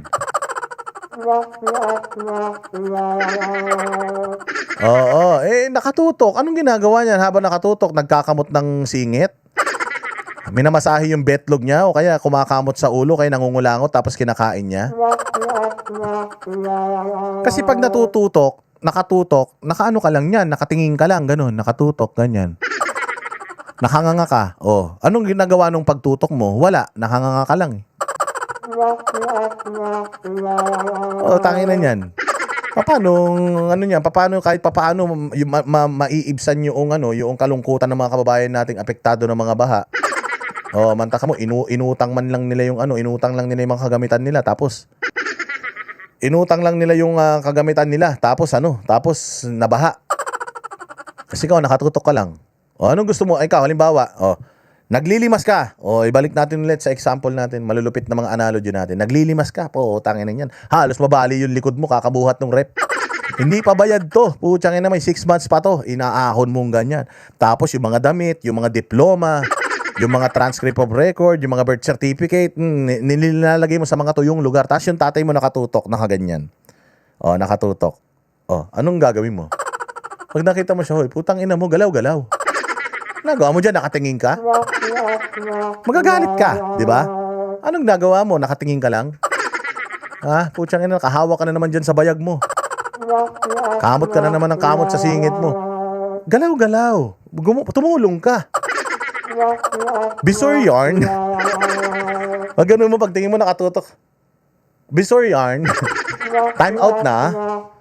Mabibisit ka, di ba? So hindi ka lang dapat nakatutok. O vlogger ka man, di i-live mo. Mga banateros o mga loyalista, nandito tayo ngayon sa Marikina. Ito ngayon yung baha nakikita ninyo. Ay kasalukuyan, hinahunting ko yung mga putang ina magnanakaw rito. Hinahanap ko at gusto ko silang pagpaliwanagin kung ano nang ginagawa na rito. Nandito ako ngayon sa may Pasig, baha na. Oo, putya itong mga rubber boat natin dito walang hangin, malalambot. O di sana ganun.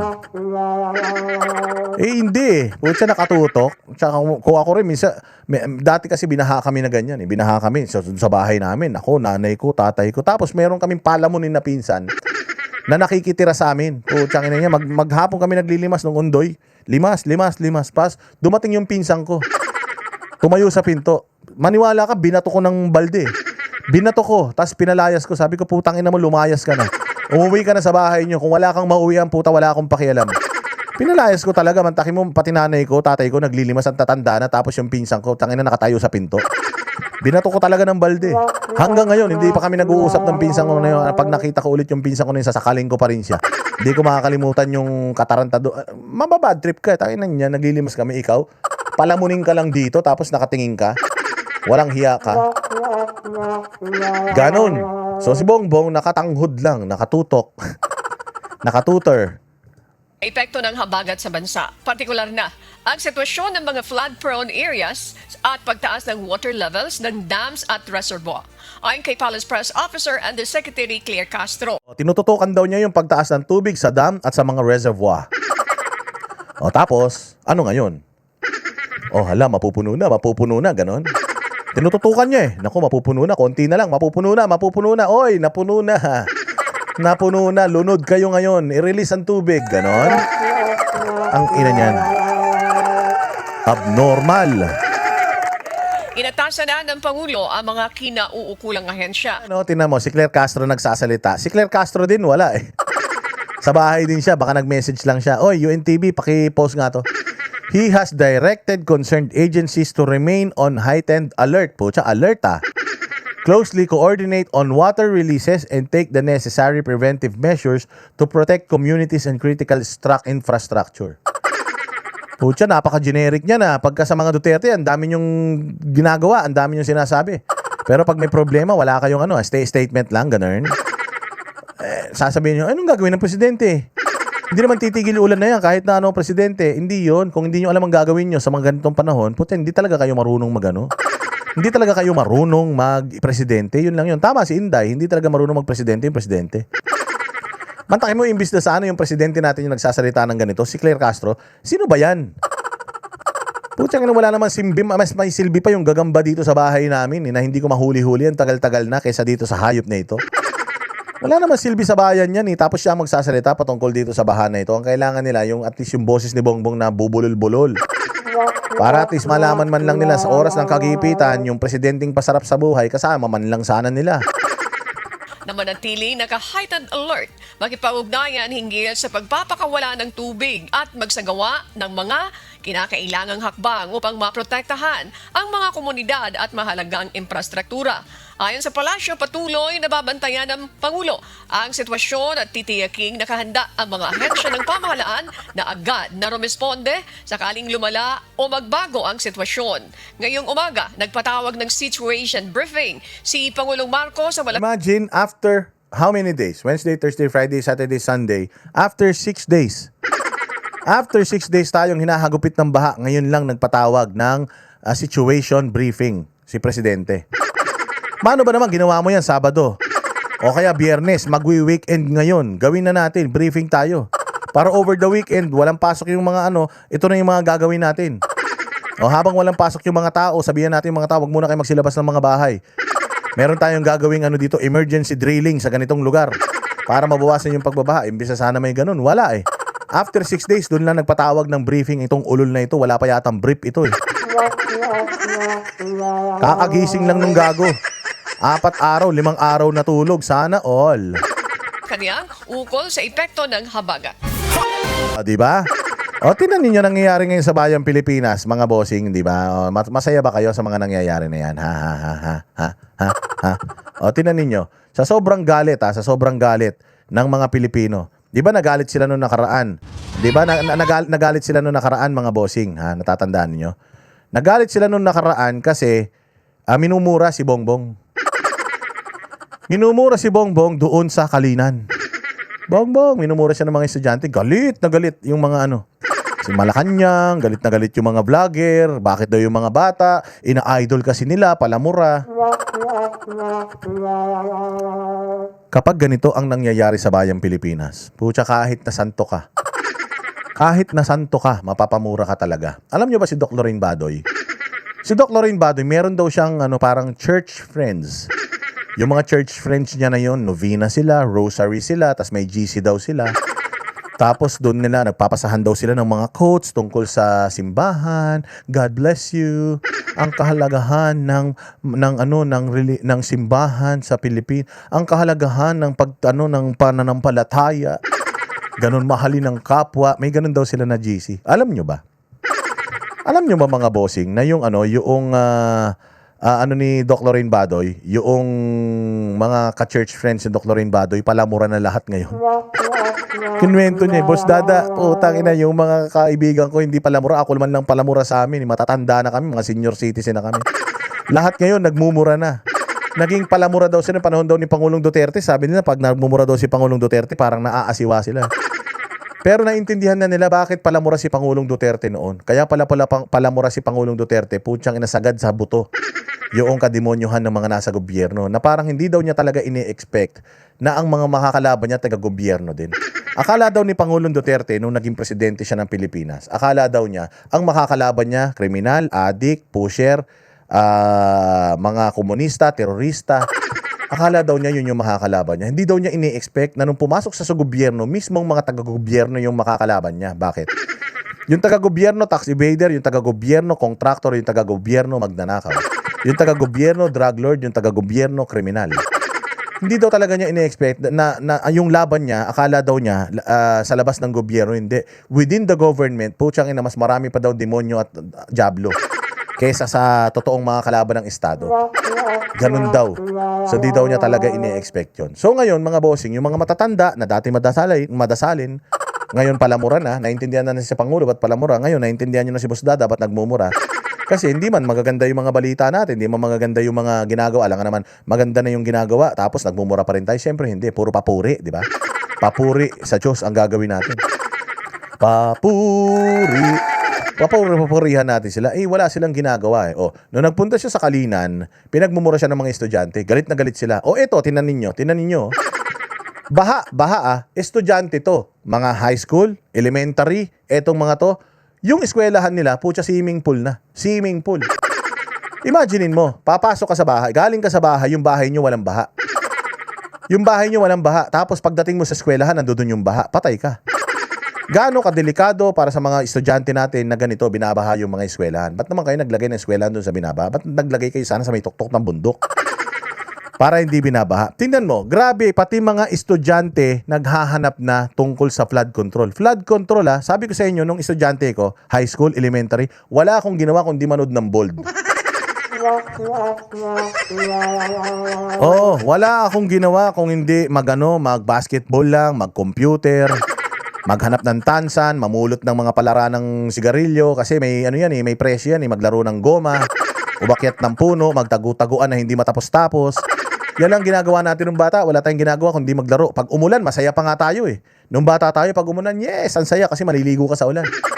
Di ba? Pag nag-brown out ng mga bata tayo, yes, ang saya kasi lalabas kayo, magpapatintero kayo sa kalsada, brown out.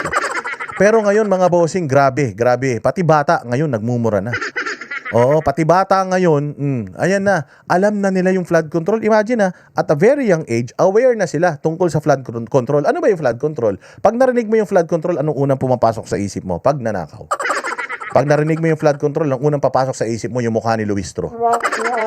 Yung mukha ni Tulpo. Yung mukha ni Lacson. Pagka yun ang may isip mo pagka flood control, yun talaga yung mga may isip mo. Pucha, itong mga bata, imagine, high school, tingnan nyo kung ano sinasabi nila.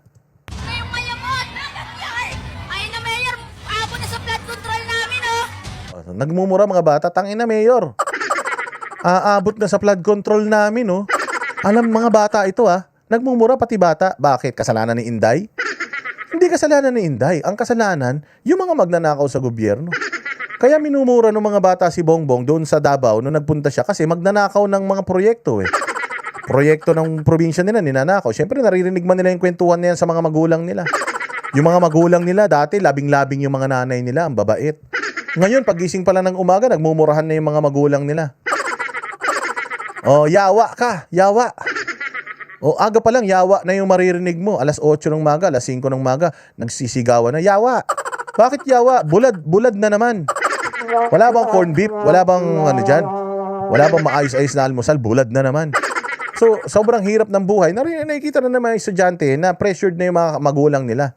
At alam nila kung sino na ngayon ang may kasalanan kung bakit pressured yung mga magulang nila. Si Bongbong. Kaya pati si Bongbong minumura. Same hero.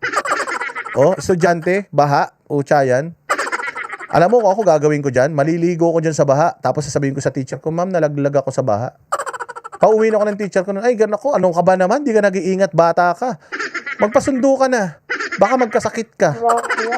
Pero ito, kita ninyo, yung mga bata, galit na galit. Galit na galit yung mga bata. Aabot na daw sa flood control nila. Oy, Meg Rai, Boss Dada from California, Mason, Pacific Rim Lodge. Oy, mabuhay, Meg Rai. Oy, dalawa na kayong mason dito.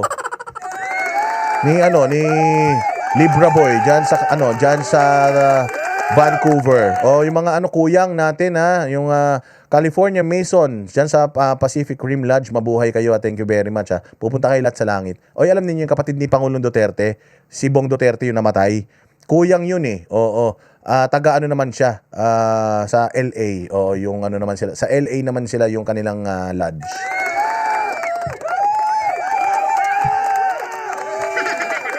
Di ba?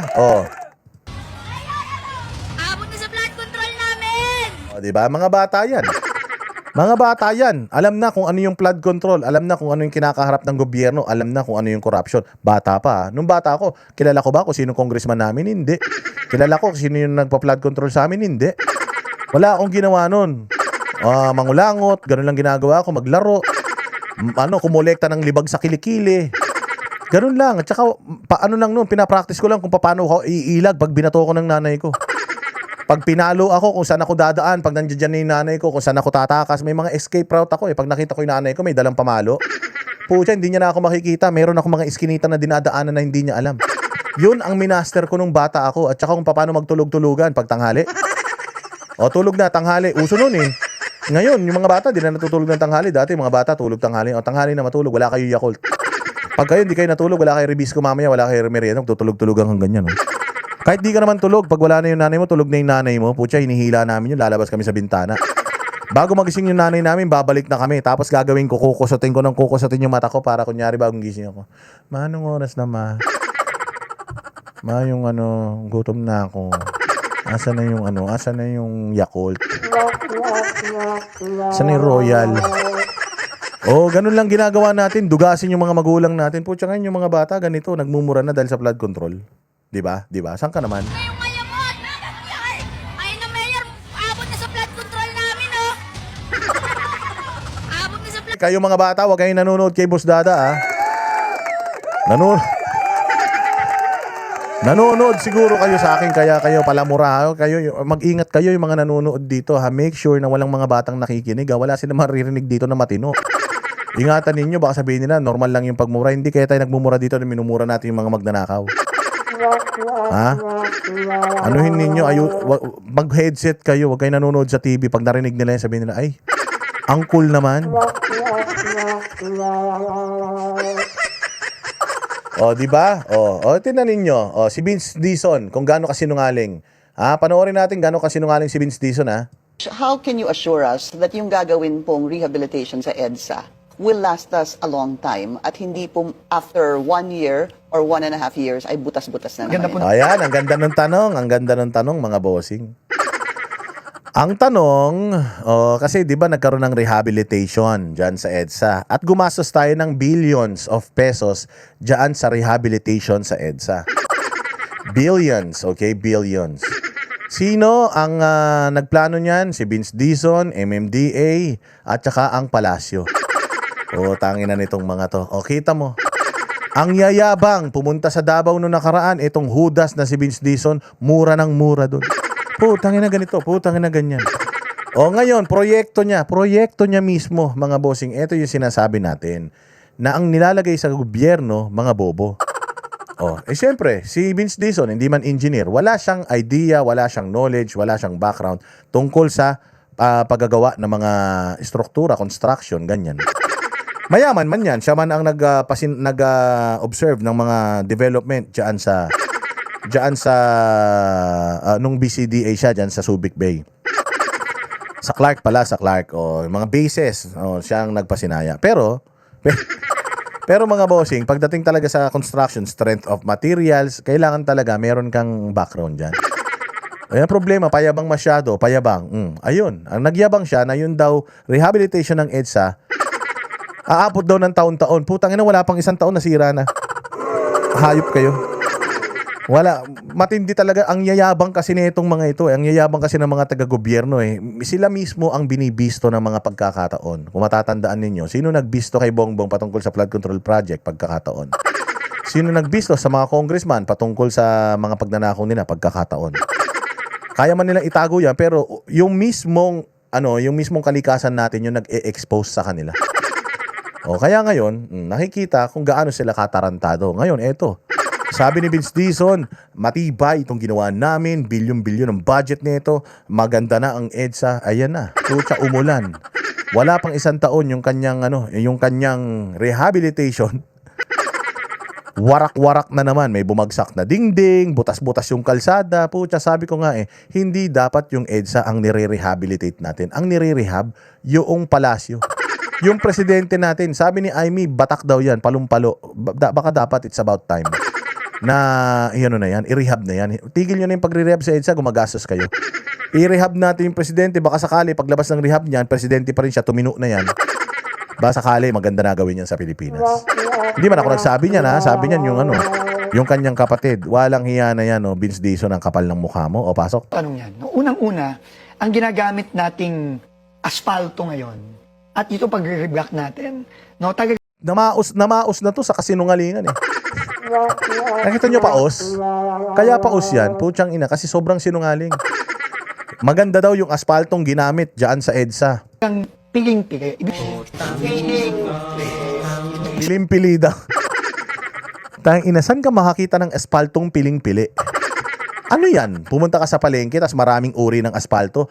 Paano mo pinili yung mga aspalto? Maganda tong aspalto na to kasi jasmine. Ganon? Maganda tong aspalto na to kasi California rice. Ano yan, bigas? Bigas yan? Lang iya talaga tong mga ito. Pilim-pili daw yung nilagay ng aspalto. Alam mo, walang alam Sana, meron kang tawag. Yung aspaltong inilagay natin dyan, level 7. Kasi yung usual na aspaltong nilalagay, level 2 lang yan. Nakita nyo yung sa mga karerahan, yung sa mga tarmac. Ayan, level 7 yan. Ganun ang nilagay natin. Sa EDSA, matibay yan. Dapat pero ito, ang sinabi is, alam din nyo, yung nilagay nating aspalto dyan, piling-pili. Putang ina yan. Wala pa akong palengking pinuntahan na may tindang aspalto. Pinaglololoko tayo nitong gago na to Pinaglololoko tayo nitong mga tarantado na to. Tangina, mga adik yata ito Genuine daw na asphalt siya. Ano yan? Parang drugs, ganun. May genuine, may class A, class B, ganun. Mga tarantado rin Gago kayo Niloloko nyo kami Sabihin, nung una kasi ang piano, Pinky, talagang babakbakin yung buong EDSA mula Ross Boulevard hanggang Monumento. Yan, tinanggihan ng Pangulo yan. Sabi niya, Siyempre, mahal yun Pag binakbak mo yan, mahal yan. Doon tayo sa mura para may kita. Pag binakbak mo yan, mas malaki gagasasin natin, konti take home natin. Pero pag yan, pinatungan mo, nilagyan mo ng palaman. Ayos yan. Pucha, malaki budget na mayuwi natin dyan. Find a better way para hindi naman mahirapan ng mga kababayan natin. And Tayo na, paus. Paus na to sa kakasinungaling ng hayop na ito eh. find better technologies. Find better technologies. Pag nagkwento sila ganyan, hindi ko nga alam kung mga addict tong mga to eh. Pag nagkwento sila ganyan, find other technologies, find better solutions. Puro sila mga power words, di ba? Nung Sona niya, ganyan din. Papalipad ng rocket. Kasi feeling talaga nila, maganda Pilipinas eh. So ngayon, supposedly, yung EDSA Rehab, sabi ko nga, ang EDSA Rehab, kahit na tapalan mo ng aspalto yan, ganun pa din, 4 lanes lang din yan. Dapat, ang i-improve mo dyan, maglagay ka pa ng panibagong second floor, ganun. Second floor ng EDSA, third floor, fourth floor. Kailangan talaga dito, i-utilize na natin yung langit. Gumawa na tayo ng maraming daanan sa ibabaw. Parang sa ibang bansa, di ba, marami silang mga skyway. Kasi nga, kung nakalapag lang din yan sa lupa, aapat lang yung linya na yan, kahit tapalan mo yan, apat lang din yung linya niyan. Paano luluwag ang traffic sa EDSA? Nung panahon ni Pangulong Duterte, ang ganda nung idea nila ni Mark Villar. Ang idea nila, sabi nila, kung mapapansin mo, nasan ang mga bottleneck? Ang mga bottleneck nandoon sa kalsada kung saan tumatawid dito sa Pasig River. Napaka-powerful ng Pasig River, mga bossing. Ilang syudad ang dinadaanan ng Pasig River? Lahat, Quezon City, Pasig, Taguig, Makati, Maynila, dinadaanan niya ng Pasig River. Para makatawid ka diyan sa Pasig River na yan, kailangan mong dumaan sa dito sa Guadalupe. Oh, para makatawid ka, dadaan ka sa Guadalupe. Ay siyempre, magta-traffic sa EDSA kasi lahat ng tatawid ng Pasig River dadaan sa Guadalupe. Anong ginawa ni Pangulong Duterte at ni Mark Villar? Gumawa tayo ng mga iba pang kalsada malapit sa EDSA na tatawid ng Pasig River. Ginawa yung Makati-Mandaluyong Bridge. Ginawa yung BGC Pasig Bridge. Ang daming mga tulay na tumatawid na ngayon sa Pasig River. So hindi na lahat nagsisiksikan sa EDSA. Yung iba nandoon sa Makati-Mandaluyong, yung iba nandoon sa BGC papuntang Pasig. Hindi na lahat dumadaan ng EDSA. Yun yung dapat isip ng isang leader. Saan ka makakita ng leader na i-rehabilitate yung EDSA? Ano boss, babakbakin yung kalsada? Hindi. Patungan mo lang. Magwa-widening ba tayo? Kukuha ba tayo dito sa parting kaliwa tsaka sa parting kanan para madagdagan ng isang lane yung EDSA? Wala, di naman nagdagdag. Paano yung mga bus natin, boss? Para mabawasan yung kalsada sa EDSA, yung mga sasakyan sa EDSA, pwede ba tayo magdagdag ng carousel bus o kaya magdagdag ng bagon ng tren? Wala, hindi naman sila nag-improve ng mass transport natin. So, ano nga asahan ng mga tao? Di mga sasakyan pa din nila. Ang dami pa rin sasakyan sa EDSA. Traffic pa din sa EDSA. Kasi nga, hindi naman nadagdagan yung lanes ng EDSA. 4 lanes pa din yung EDSA. Pero kung yung rehabilitation na sinasabi mo or improvement, kaya ka mag-i-improve Lagyan mo ng second floor. Matagal matapos, pero sige, one way gawin natin. Yung ilalim, papunta rito, yung ibabaw, papunta ron. Tapos may mga sanga na, palabas ng mga syudad. Papunta Makati, papunta Pasig, papunta Quezon City. Gawin mong 2 palapag yan. Kasi yung dating 4 lanes, magiging na siyang 8 lanes. Kasi nga, isang way na lang yung papunta, isang way na lang yung pabalik. Tama? Di sana, maluwag yung EDSA. Kung ako lang, kaya lang, gago tong mga to, magnanakaw So ang ginawa nila, rehabilitation yung EDSA, tinanggal lang pala yung mga lubak. Ganun din, hindi rin may ibsan yung traffic dyan. Nagkapera pa sila. Sang ka pa. Sabi niya, technologies, malupit daw na technologies. Pucha, gagamitan nila to ng mga power words kasi magmumukha kayong mga tanga, akala nyo totoo. Pero sa totoo lang, wala. That other countries are using already. So, yan ang pinigit natin gawin, no? Magpasalamat muna tayo doon sa mga generous sa channel natin. Si Saint Lizzie, sarili niyan dapat niyang pagmumurahin. Sabi niya dito, syempre hindi gagawa ng extra lane or bagong kalsada kasi kokonti makukupit. Tama. Sabi ni LAX Traveler, shout out Boss Dada sa mga kuyang, William Rhodes, Harvey, #767. Mabuhay kayo mabuhay kayo yung mga kuyang natin dyan sa Amerika. Diretso. Yung ginagamit daw ng ibang bansa, yung nilagay niya. Putsang inagago, ikaw lang ang gumamit niyan. Yung ginagamit ng ibang bansa, alam nyo ba sa Japan, kapag gumawa sila doon ng kalsada, putsa, oras lang, tapos na. Dito, ang tagal-tagal mo nang nire-rehabilitate yung EDSA. Walang hiya kayo, di pa natatapos yan. Talagang yung mga engineers natin naganap ng bagong paraan. At ito Yabang, di ba? Yung mga engineers natin naghanap ng bagong paraan. Pilim-pili yung mga yung asfalto na ginamit natin dito, makabagong technology. Tapos, ito ang ginagamit nung sa ibang bansa. O, tayabang mo, Dizon.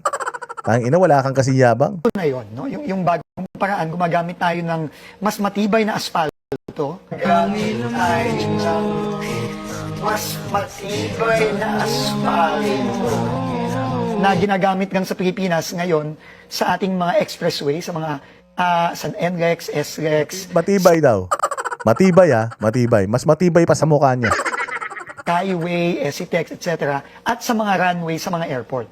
First time natin ginamit itong asphaltong ito sa ating mga Lupit runway sa airport. Wala siyang tawag doon At least man lang may tawag siya doon para sana ma-fact check natin. Halimbawa, ang tawag doon is Asphalt 767. Diba, mga ganon, yung may mga code para malaman natin kung maganda ba talaga. Totoo ba yun? Ganun ang ginagamit sa mga racetrack tsaka sa mga airport. Kaya ang yabang-yabang, matibay daw. Ginagamit daw sa mga runway. O, sige, tinan natin kung totoo yan. Is it normal national road. I'm assuming it's more expensive than the It's a usual. little more expensive, pero Ayun lang, more expensive. Ito pa, nakakatawa. More expensive. So may mura, pinili niya yung mas mahal kasi mas matibay. Pucha, anong nangyari? Ano nangyari, Vince Dizon? Tanginan nyo kasi puros kayong mga kawatan Yan ang problema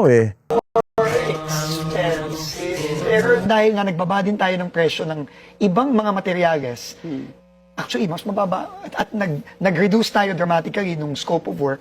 Yung original na 17 billion na budget para dyan, tingin ko pas 5 billion nga, wala pang 6 billion ang gagastusin natin for the entire stretch of the Wala pang 6 billion. Lagpas 5 billion. So, gumastos tayo ng 5 billion. Tapos, warak-warak na ngayon. Umulan nung Miyerkules, Huwebes, Biyernes, warak-warak na ngayon. 5 billion. Pukin ang ina nyo. Magkano yung confidential funds ni Inday Sara? 125 million. Magkano yung hindi pa naliliquidate, yung may question? 70 million. Saan napunta yung confidential funds? Paglaban sa krimen, paglaban sa terorismo, para hindi ma-recruit yung mga anak ninyo dahil sa mga confidential funds na yan, foiled. Walang pag-atake na nagawa ang Communist Party of the Philippines, CPP-NPA. Wala silang nagawang pag-atake. Nasayang yung pera? Hindi. Ninakaw yung pera? Hindi. O dito, sa kalsada, sa EDSA, ang yabang ng administrasyon. Ang yabang ni Vince Dizon, mura ng mura nung nagpunta sa Davao. Ang yabang ni General Torre, Metro Manila Development Agency. Ang yabang-yabang. Umulan, 4 na araw, 5 billion pesos. Ang nasayang. Napunta ba sa mabuti yung pera, 5 billion versus 70 million ng Office of the Vice President for confidential funds? Nasayang yung 5 billion. Ninakaw ba yung 5 billion? Hindi natin alam.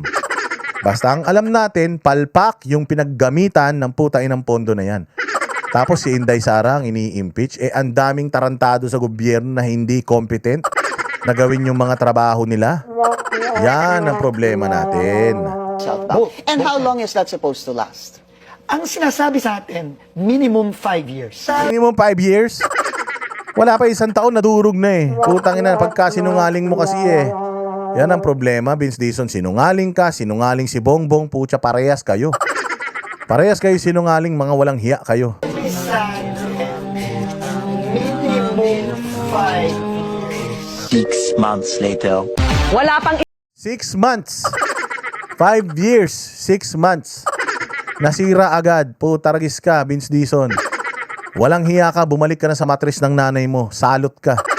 Parehas kayo ni Bongbong. Kaya pala, gustong-gusto ka ni Bongbong, parehas kayong loko-loko. Parehas kayo sinto-sinto. Tangina, lagi ka pang may kasamang mga vlogger. Kasama mo pa lagi yung mga vlogger ni BBM. Buisit kayo.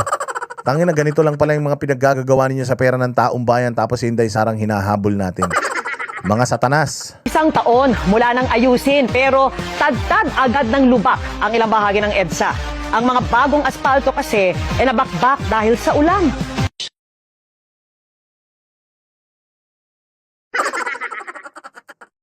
Nakikita niyo yung geyser na to? Ayan o. Ito na yung bagong ginagamit nila para hindi na nagkakamali, para pantay na pantay. Para pantay na pantay daw. O tayo na, tuwan-tuwa siya. Proud na proud siya sa pinaggagawa niya. Gas na to, ubusin na lang nila to, tapos hinto na. By 5 a.m., passable na to.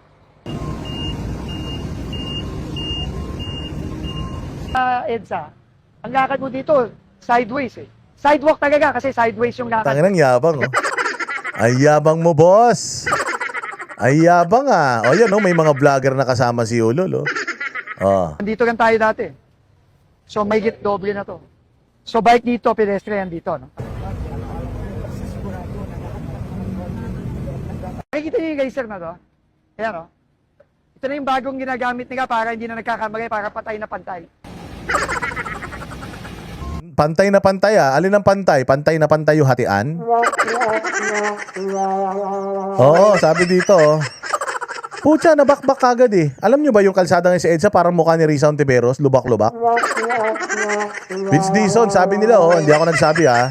Sabi nung comment dito, sana sumama ka na daw dun sa baha, sa may ano. Sumama ka na daw. Kung hindi ka sumama sa baha, sumama ka na sa usadas dito sa sinementohan. Sana humiga ka na daw dyan nung ini-asfalto yan para masimentohan ka na. Walang hiya ka. Gas na to, ubusin lang nila to, tapos hinto na. By 5 a.m., passable na to. Wala pang isang taon mula nang ayusin pero tad-tad agad ng lubak ang ilang bahagi ng EDSA. Ang mga bagong aspalto kasi ay nabakbak dahil sa ulan. Wala masyadong pagbaha sa Metro Manila ngayong araw. Pero ang mga naging pag-ulan nito managdaang araw. Talantakin mo, walang baha. Oh, ano yan? Rona Bikakas. Maraming salamat sa iyo. Mapupunta ka sa langit, ha? Wala daw masyadong baha, ulan lang, putya na bakbak. Ano, putangin na Vince Dizon, paano ka nakakatulog sa gabi? Saan kayo kumukuha ng kapal na mukha para magsinungaling sa taong bayan? Putang ina ninyo. Binobola talaga ninyo ang mga Pilipino. Akala ninyo lahat kasing tanga katulad ng mga angkan ninyo. Hindi lahat ng mga Pilipino tanga. Tsaka sabi ko nga sa inyo, Vince Dizon, wag na kasi masyadong mayabang, magtrabaho na lang kasi kayo. Tangina ninyo, magpapa-interview kayo, pinakamaganda yung nakukuha natin, ganito, ganyan. Wala naman palang baha. Wala pang baha, putsang ina, nabakbak na yung pinagdalalagay mo. Tumawag ka pa ng mga media para magpapogi ka dyan na yung inilalagay mo ay para pantay, ganito, ganyan, parang sa runway, ulul. Ang ina, para palang Lego lang yan eh. Parang Lego lang pala yan, mabilis masira pala yan, walang hiya kayo. Nag-iwan ng ilang bakbak na kalsada sa EDSA. Matapos humupa ang mga pag-ulan sa Metro Manila ngayong linggo, ito ang bumungad sa mga motoristang dumaraan sa EDSA. Tangina, yan na yung 5 billion nyo. Ayan na yung 5 billion nyo, mga bossing. Vince Dizon. Mura ka ng mura sa Davao. Hindi mo naman proyekto yung minumura mo. Pwede ka bang murahin namin dito, putang ina mo? Sa mga pinagagawa mo mga proyekto na ito na puro katarantaduhan? Ang ina, mas masahol pa sa substandard yan, boss. Yung ni-rehabilitate nyo na EDSA, mas matibay pa kaysa dun sa pag-rehabilitate nyo. Mantakin mo yung EDSA na yan, ang tagal na yan nandiyan. Pucha, hindi yan nasisira ng ganyan. Simula nung hinawakan ninyo, imbis na umayos, lalong sumira. Puta, pinaglihi ka talaga kay Bongbong Marcos eh. Maayos yung Pilipinas nung iniwanan ni Pangulo, pag hawak niya, naging tae. Oh, yung EDSA ni-rehabilitate ninyo. Puchang inang yan, gumastos kay 5 billion. Pucha, 6 na taon pa lang. Ano yan? Popondohan nyo na naman sa susunod na ano yan? Na budget yan? Yan ang sinasabi natin, nakakarma kayo dahil sa sobrang sama ng mga ugali ninyo eh. Natadtad na naman ng lubak ang pangunahing lansangan ng Kamaynilaan. Sa bahagi ng EDSA Kalayaan southbound, kita ang malalalim na uka na puno pa ng tubig. Gayon din sa may busway sa may parting Estrella. Abala at posibleng peligroso sa mga motorista ang mga yan, lalo't mahigit 400,000 sasakyan ang dumaraan sa EDSA kada araw. Inabutan namin kanina ang mga... Saan ka makakita? May LPG. Nakita niyo yun, yung nasa screen? Pucha, LPG. Ano yan, nagluluto kayo dyan? O, tinan nyo. Tinan nyo maigi. Libong sasakyan ang dumaraan sa EDSA kada araw. Inabutan O, ayan. May LPG. High-tech yarn. Tangina, ano yung gas stove? Tingnan nyo yung nasa screen, may gasol. Putang ina ninyo, paano nyo sasabihin na high-tech yan? Putya, minamano-mano yung gasol. Ano yung magluluto kayong pakbet, paksiw, ganon? Sinigang? Putang ina nyo, gusto nyo racket? Ha? Gusto nyo magkaroon tayo ng racket? Tangina yung ginagamit nyo yung gasol sa kusina, yun yung ginagamit nyo sa EDSA. Kaya naman pala, wala nangyari dyan sa EDSA eh. Putya, ginisan nyo lang yung mga ano dyan eh. Parang ginisan nyo lang yung mga espalto tapos nilagay nyo na dyan sa EDSA, mga walang hiya kayo eh. Ilabas mo yung kawali. Ilabas mo yung kawali, bilis. Igigisa na natin tong EDSA. Ilang kilo, boss? 2 kilo. Sakto rito sa may butas na to. Tangina. Ilabas mo yung sibuyas, bawang. Ayan, tangina. Isapal mo na espalto habang mainit pa. Pag lumamig yan, putya, malambot yan. Yan ang problema natin. Tangina yan, gasol. Mas magaling pa yung gumawa nung gumawa nung bahay ng nanay ko sa Bulacan eh. Yung gumawa nung nanay ko sa Bulacan, putya, yung butas ng bubong kasya isang buong tao eh. Vince Dizon, ano ba kasi niluluto nyo dyan sa EDSA? Klaruhin lang natin, liwanagin lang natin. Ano ba niluluto nyo kasi sa EDSA? Bakit meron kayong gasol dyan? namin kanina ang mga taga Department of Public Works and Highways na isa-isang tinatapalan ang mga lubak. Ano tangina nung mga gamit nila? Gamit pa ni Magellan yun eh. Ang tatanda na nung mga gamit nila. Tangina, saan ka makakita ang pinapatag nila simento? Gago talaga eh. Tangina, mga walang utak talaga eh. Siyempre may butas, tatapalan mo lang ng espalto. Tanginan yan, siyempre pagka umulan yan, hihigupin ng espalto yun, mababakbak yan. Anak ng tinapay. Kaya di nadaanan ng mga bus ang bahaging ito. Ayan o, putsang ina yung gasol. Yan yung nagpalubak dyan yung gasol na yan eh. Wala pala kayong gamit, gawa kayo ng gawa ng kalsada. Di saan, lagyan nyo na lang kawayan yan. Para madaling palitan. Ito ng busway hanggang sa may parting Buendia. Sinubukan namin silang kausapin pero di raw sila otorisadong Tangina, binubutane. Ano yan, aso? Di ba ganyan yung ginagamit ng mga tatay natin pag nagkatay sila ng aso tsaka ng mga kambing? Para masunog yung balat? Putang ina yan, yung apoy na yan, ang kayang sunugin yan, balat ng hayop. Ang takin mo simento, binubuga mo ng ganyang apoy, tapos itatapal mo, gulong ng truck tsaka sasakyan ng tatama dyan, putang ina yan, malambot yan. Putang ina yan, bilyon-bilyon daw ang gamit nyo. Sabi dito sa comment, bilyon-bilyon ang gamit, tapos gasol. Bilyon-bilyon ang pera, tapos ang gamit, bulok-bulok. Ano ba yan? Alang yan, iniita na ganun. Ano yan? Ano? Inihaw? Putang ina nyo. Ha? Ano yan? Nag-ihaw kay isda? Ganon? Nagpapabaga kayo ng uling? Ganyan ang ginagamit eh. Pag nagpapabaga ng uling, tama. Oo, putsang inihaw na espalto daw yan, sabi ni transporter, oh. Putsa, inihaw na espalto. Kaya naman pala mabilis mabulok yan eh. Pangtanga yung ginagawa nyo eh. salita. Pero bakit nga ba nauwi muli sa lubak ang ilang bahagi ng EDSA matapos ang ilang araw lang na pag-ulan? Yan ay kahit katatapos lang ng Phase 1 ng road reblocking ng EDSA. Eto matindi, Phase 1 pa lang yan. Ina yung Phase 1 sira na, hindi pa nagagawa yung Phase 2. Saan ka pa? Hayop kayo, Vince Dizon. Putang ina nyo. Pumunta na kayo sa ibang bansa, putang ina nyo. Salot kayo sa Pilipinas. Kasama ang bahaging nakitaan namin ng lubak. Matatanda ang sinimulan niya noong bisperas ng Pasko noong nakaraang taon at ginasusan ng 1.2 bilyong piso. Sinusubukan pa naming makuha ang panig ng DPWH ukol sa mga nasirang bahagi ng EDSA. Kapansin-pansing mabagal na ang daloy ng traffic. Di ba? Walang hiya ka, Vince Dizon, no? Eto pa. Puta naman, no? Ba nangyari nito kabago-bago? Bakit nagkaganyan? Hindi naka-depress na section, sir. Ina, nagalit siya, oh. Nagmura na naman. Puro lang mura tong ulol na to, eh. Puta naman, oh. Kabago-bago, nasira na, oh. Paano nangyari to? Putang ina mo, ikaw ang nagyabang, eh. Kung sana, umpisa pa lang, sinabi mo na sa taong bayan, nilagyan natin to ng aspalto. Itong aspalto na to, mas matatag pa yung relasyon nyo ng asawa nyong babayero. Para at least ina-expect namin. Ang yabang-yabang mo sa interview, Vince Dizon, eh. Makabagong teknolohiya.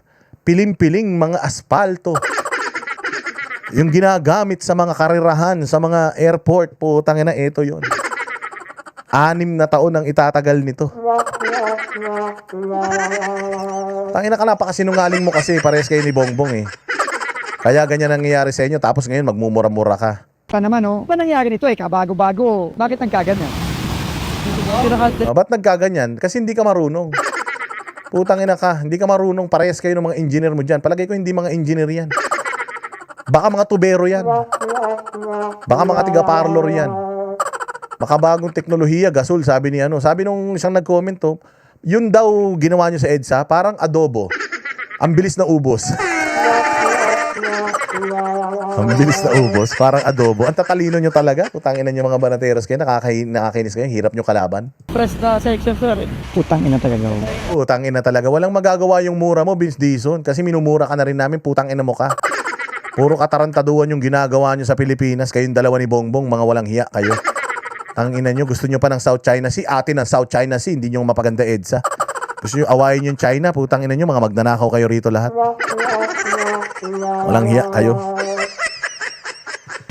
Dapat na-anticipate natin to eh. Barado eh, oh. Dapat na-anticipate natin to, gago. Ikaw ang happy. Dapat na-anticipate mo yan. Nagnakaw kayo, syempre, anticipate nyo, walang tibay na maaasahan yan. Hindi ko malabas, oh. Kita mo doon, oh. Tinan mo, ayan, oh. Hindi ko malabas eh. Ito yung sinasabi ko eh.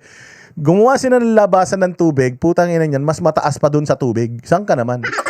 Para nakita nyo dun sa may La Union, nandito yung flood control, tapos yung kalsada nasa baba ng flood control. Putang ina, pag umapaw yung ilog, lunod yung kalsada. Putang ina, mga engineer ito, nagtapos yata ito sa pinakamababang paaralan ng engineering. Abnormal lahat eh. So, ang nangyayari, since lowest point to ng phase 1, lahat ng tubig, kita mo naman, oh, ayun, oh, lahat ng tubig na bumababa dito, naiiwan. Tangina ka, magpaliwanag ka ulit. Sabihin mo na yan ang technology talaga niyan. Yan talaga yung technology niyan. Oo. Yung technology talaga niyan, yung baha, maiiwan dito. Sige. Galingan mo magdahilan. Putragis ka. Nung nakaraan, may dahilan ka rin. Ngayon, may dahilan ka na naman. Tangina ka, para kang nagre-recite sa eskwelahan. Mali-mali naman yung sagot mo eh. Kasi tayong drainage dito eh. Ideally sana, may drainage ka dito sa gitna. O, ba't di ka gumawa ng drainage kung di ka ba tanga? DPWH kayo, alam mo dapat yan eh. Dapat pala may drainage yan eh. Bakit nagpatong kayo ng asfalto, hindi kayo gumagawa ng drainage? Tangina nyo. Ano yan? Dagdag na naman yan. Hingi na naman kayo ng dagdag. Panggawa, ilang bilyon na naman yan drainage. Tapos pag sumablay na naman, dapat merong dito eh. May dagdag na naman. Yan ang sinasabi ko sa inyo eh. Puro kasi kayo papogi. Hindi na lang kasi kayo magsabi ng totoo. Hindi ko kaya yung trabaho. Pag di kaya, umuwi na. Nagde-drain siya dito. Pero wala eh. Dahil sa mga barrier ng busway, hindi nakakalabas yung tubig. Oh, kasalanan ng barrier. Tangina, si Boy Turo eh. Department of Turo ka eh. Puro ka turo, baka manuno ka dyan. Panay ang turo mo ganyan, baka lumobo yung betlog mo, may manuno ka ha. May maturo kang itim na duwende dyan, lumobo yung betlog mo ha. Turo ka ng turo, mura ka ng mura, wala ka naman nagagawang matino eh. Tangina, Metro Manila na yan. Yan ang sinasabi ko, nakakarma na naman kayo. Panay ang silip nyo sa Davao o ano. Panay ang batikos nyo sa Davao o ano. Ano nangyayari ngayon sa mga probinsya ninyo? Sa mga lugar ninyo, ano nangyayari? Di sa Metro Manila, ano nangyayari? Asan yung mga dilawan? Oo, hindi ka sekretary, sekreturo. Galit na nga ako sa mga to eh. Bakit hindi naman hanggang na-anticipate yun eh. Iniisip nila, magde-drain naman yung tubig dun sa mga butas na yan. Eh, hindi nangyari. Early this morning. Ang ina niyan, hindi nangyari kasi tanga kami. Ganon. Huwag mo na isisi sa mga tao mo, ikaw ang head eh. Ang tanga namin, pasensya na, abunuhan ko to. Hindi tayo kukuha sa pera ng taong bayan. Itong pagkakamali na to ay paabunuhan ko sa mga kontraktor. Mag-aambag-ambag kami. Yung mga ninakaw namin, bawasan namin, ganon. Maglalagay na ng gaps dyan para lumabas yung tubig. Tapos, pag inayos natin to, kailangan i-slope natin ng pagano. Utangin na, may bago na naman siyang idea. Utangin na, may idea siya. I-slope na daw niya yung EDSA. Gago, di lalo nang hindi nakadaan yung dyan. Yung mga sasakyan dyan. Putsang ina, i-slope daw niya. Tarantado ka. Yung EDSA, kailangan patag yan. Utang ina niyan, i-slope daw niya yung EDSA. Sinong dadaan dyan? Si Spider-Man. Tanginan yan. Nagpagawa nga ako suspension ng sasakyan ko eh. Putsang ina, parang saglit lang, nasira na dahil lubak-lubak dyan sa EDSA na yan eh. Walang hiya kayo, kailangan daw i-slope. Ang dami niyang alam. Ito puta bobo to, hindi naman engineer kasi to. Sinabi na yun ni Amy Marcos. Oo, sabi ni Amy Marcos, mga bossing, engineer ka ba? Hindi ka naman engineer. Bakit nasa DPWH ka? O kita mo gusto niya mangyari, lalagyan daw niya ng slope. O pakinggan niyo yung sasabihin niya rito. Maglalagay na ng gaps dyan para lumabas yung tubig. Tapos, pag inayos natin to, kailangan i-slope natin ng paganon. Slope pa ganun. Tangina, patabingi na yung EDSA. Pucha, pa ganun na parang NASCAR. Tangina mo, Vince Dizon. Gago. Gagawin mong slope yan, putang ina niyan, dito maob yung mga sasakyan dyan, ang traffic dyan, tas nakaganong kayo, isipin mo yan, gagawin mo slope yung EDSA pag ganyan. Patagilid para kayo nasa NASCAR. Alam mo yung NASCAR, yung paikot-ikot na ganon, yung karerahan, nakaganon yun, nakatabingi yun. Tangina yan, kasi paikot yun, para hindi ka lumipad. Mantakin mo, gagawin mo slope yung EDSA na aganyan, tangina ang traffic sa EDSA, edi, putya, tabingi na yung katawan mo pag uwi mo sa bahay. 4 na oras ka sa EDSA naka-traffic, ganyan yung kalsada, naka-slope daw. Tangina niyan, o di ito, hawak mo yung manibela, nakaganong ka, o. Traffic, nakaganyan ka, maghapon, 4 na oras, tangina, makukuba ka. Magkaka-scoliosis ka, tarantado talaga to, eh. Bobo talaga, eh. Para si Lightning McQueen kotse, hindi pa, nakaganyan yung, yung kalsada, tapos nandiyan yung kotse mo, traffic, tangina, nakaganong ka. Pag uwi mo, kamukha mo na si Percy Sendenya niyan. Ang iwi na yung mukha mong ganun. Putang inan tong mga taga DPWH na to, mga mongoloid talaga, eh. Tabingi yung utak nyo, wag nyo na itabingi yung EDSA, gago. Pahirapan nyo pa yung tao. Abnormal kayo. Wag kayo kasi magnakaw. Pati yung EDSA ngiwi na, tabingi na. Putang inan yan. I-slope doon yung EDSA pa ganun. Ano yan, bundok? Ayun si Vince D. Si Vince Dizon, kung ano-ano na naiisip, peste talaga, eh. Ayun na, parehas na kayo ni Bongbong. Si Bongbong nakaisip naman, rocket. Tapos eto naman, yung EDSA gagawing slope. Oo, kinginan nyo. Abnormal talaga ang mga putaragis. Kaya medyo gumanda na yung panahon, ayusin na to ng permanente. Fix it, no cost. Ayusin na daw ng permanente. Tangina nyo. Pag inayos nyo yan, ginamitan nyo lang ng gasol, walang mangyayari dan. Mga loko-loko. The government, the contractor has to fix that. And then we have to just make sure that the water does not stay. Palakpakan. Palakpakan natin si Vince Dizon sa kanyang napakalupit. Sa kanyang napakalupit na sa kanyang napakalupit na idea. Putang ina niyan. Gagawin daw niyang slope, mga bossing, yung EDSA pa ganun. So abangan nyo na. Ay, excited ako doon sa slope na EDSA. Oo. Medyo excited ako dyan. Kasi parang kayang pakiramdam nung naka-traffic ka doon sa patabinging kalsada. Sabi ko sa'yo, di ba, pagkatabingi yung kalsada, di ba, ganyan yung kalsada nakatabingi. Tapos puno. O nandito yung naka kang ganyan. O tas may katabi ka, puno yung sasakyan. Putang ina, sinisiksik ka no. Pag bumukas yung pinto, malalaglag kayo lahat sa EDSA. Putang ina yan. Pag may nagkamali, oo, di ba, nakasiksikan kayong ganyan, eh. Kasi tabingi na yung EDSA, ganun na, eh. O sisiksikan, yun, nandito sa kanan mo, nakasiksik sa'yo sa kaliwa. Tayo na, pag binuksan mo pinto, pagulong-gulong kayo sa EDSA niyan.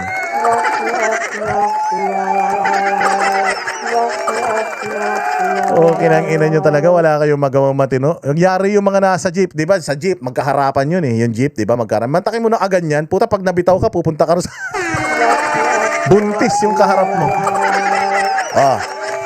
Eh, syempre, yung jeep, di ba, nakaupo kayo, nakaganyan ngayon yung jeep, eh. Nakaganyan yun, eh. Eh, kayo dito, sarap ng sandal nyo, kasi medyo nakatabingi yung jeep dahil tabingi yung kalsada. Pag nabitaw yung nasa harap nyo natutulog, putyang ina, nakabukaka ka. Syempre, nakabukangkang ka, naka-miniskirt ka, eh. Nalaglag yun sa'yo, patay, pasok.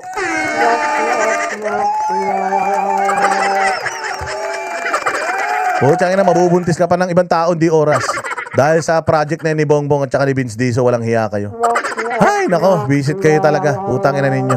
Wala na kayong ginawang mabuti sa bayang Pilipinas, mga hayop kayo. Ay, nako po. Ayun na nga. Sige na, tigil na natin itong mga kabubuan natin. Puros tayo kagaguhan dito, eh. Wala na nangyayari. Maraming salamat, ha. Makita-kita tayo ulit sa susunod na vlog.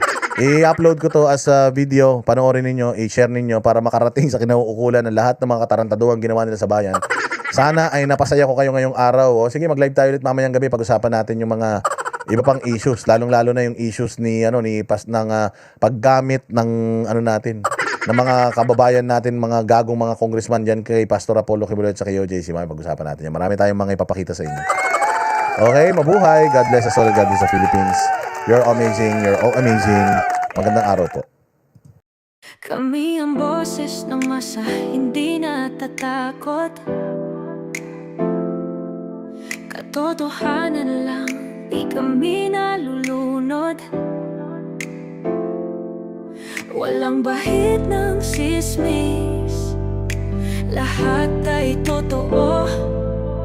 Kahit sino ka pa, pag mali ka babanatan ka. Walang pinipili kulay, wala kaming kinikilingan. Basta para sa bayan, kami lalaban. Pagdama palakpakan, pag mali banatan. Di matitinag, di matatakot, para sa bayan tuloy ang sigaw. Sa harap ng kamera, walang halong takot. Mga baluktot, lahat kayo'y tutuwa.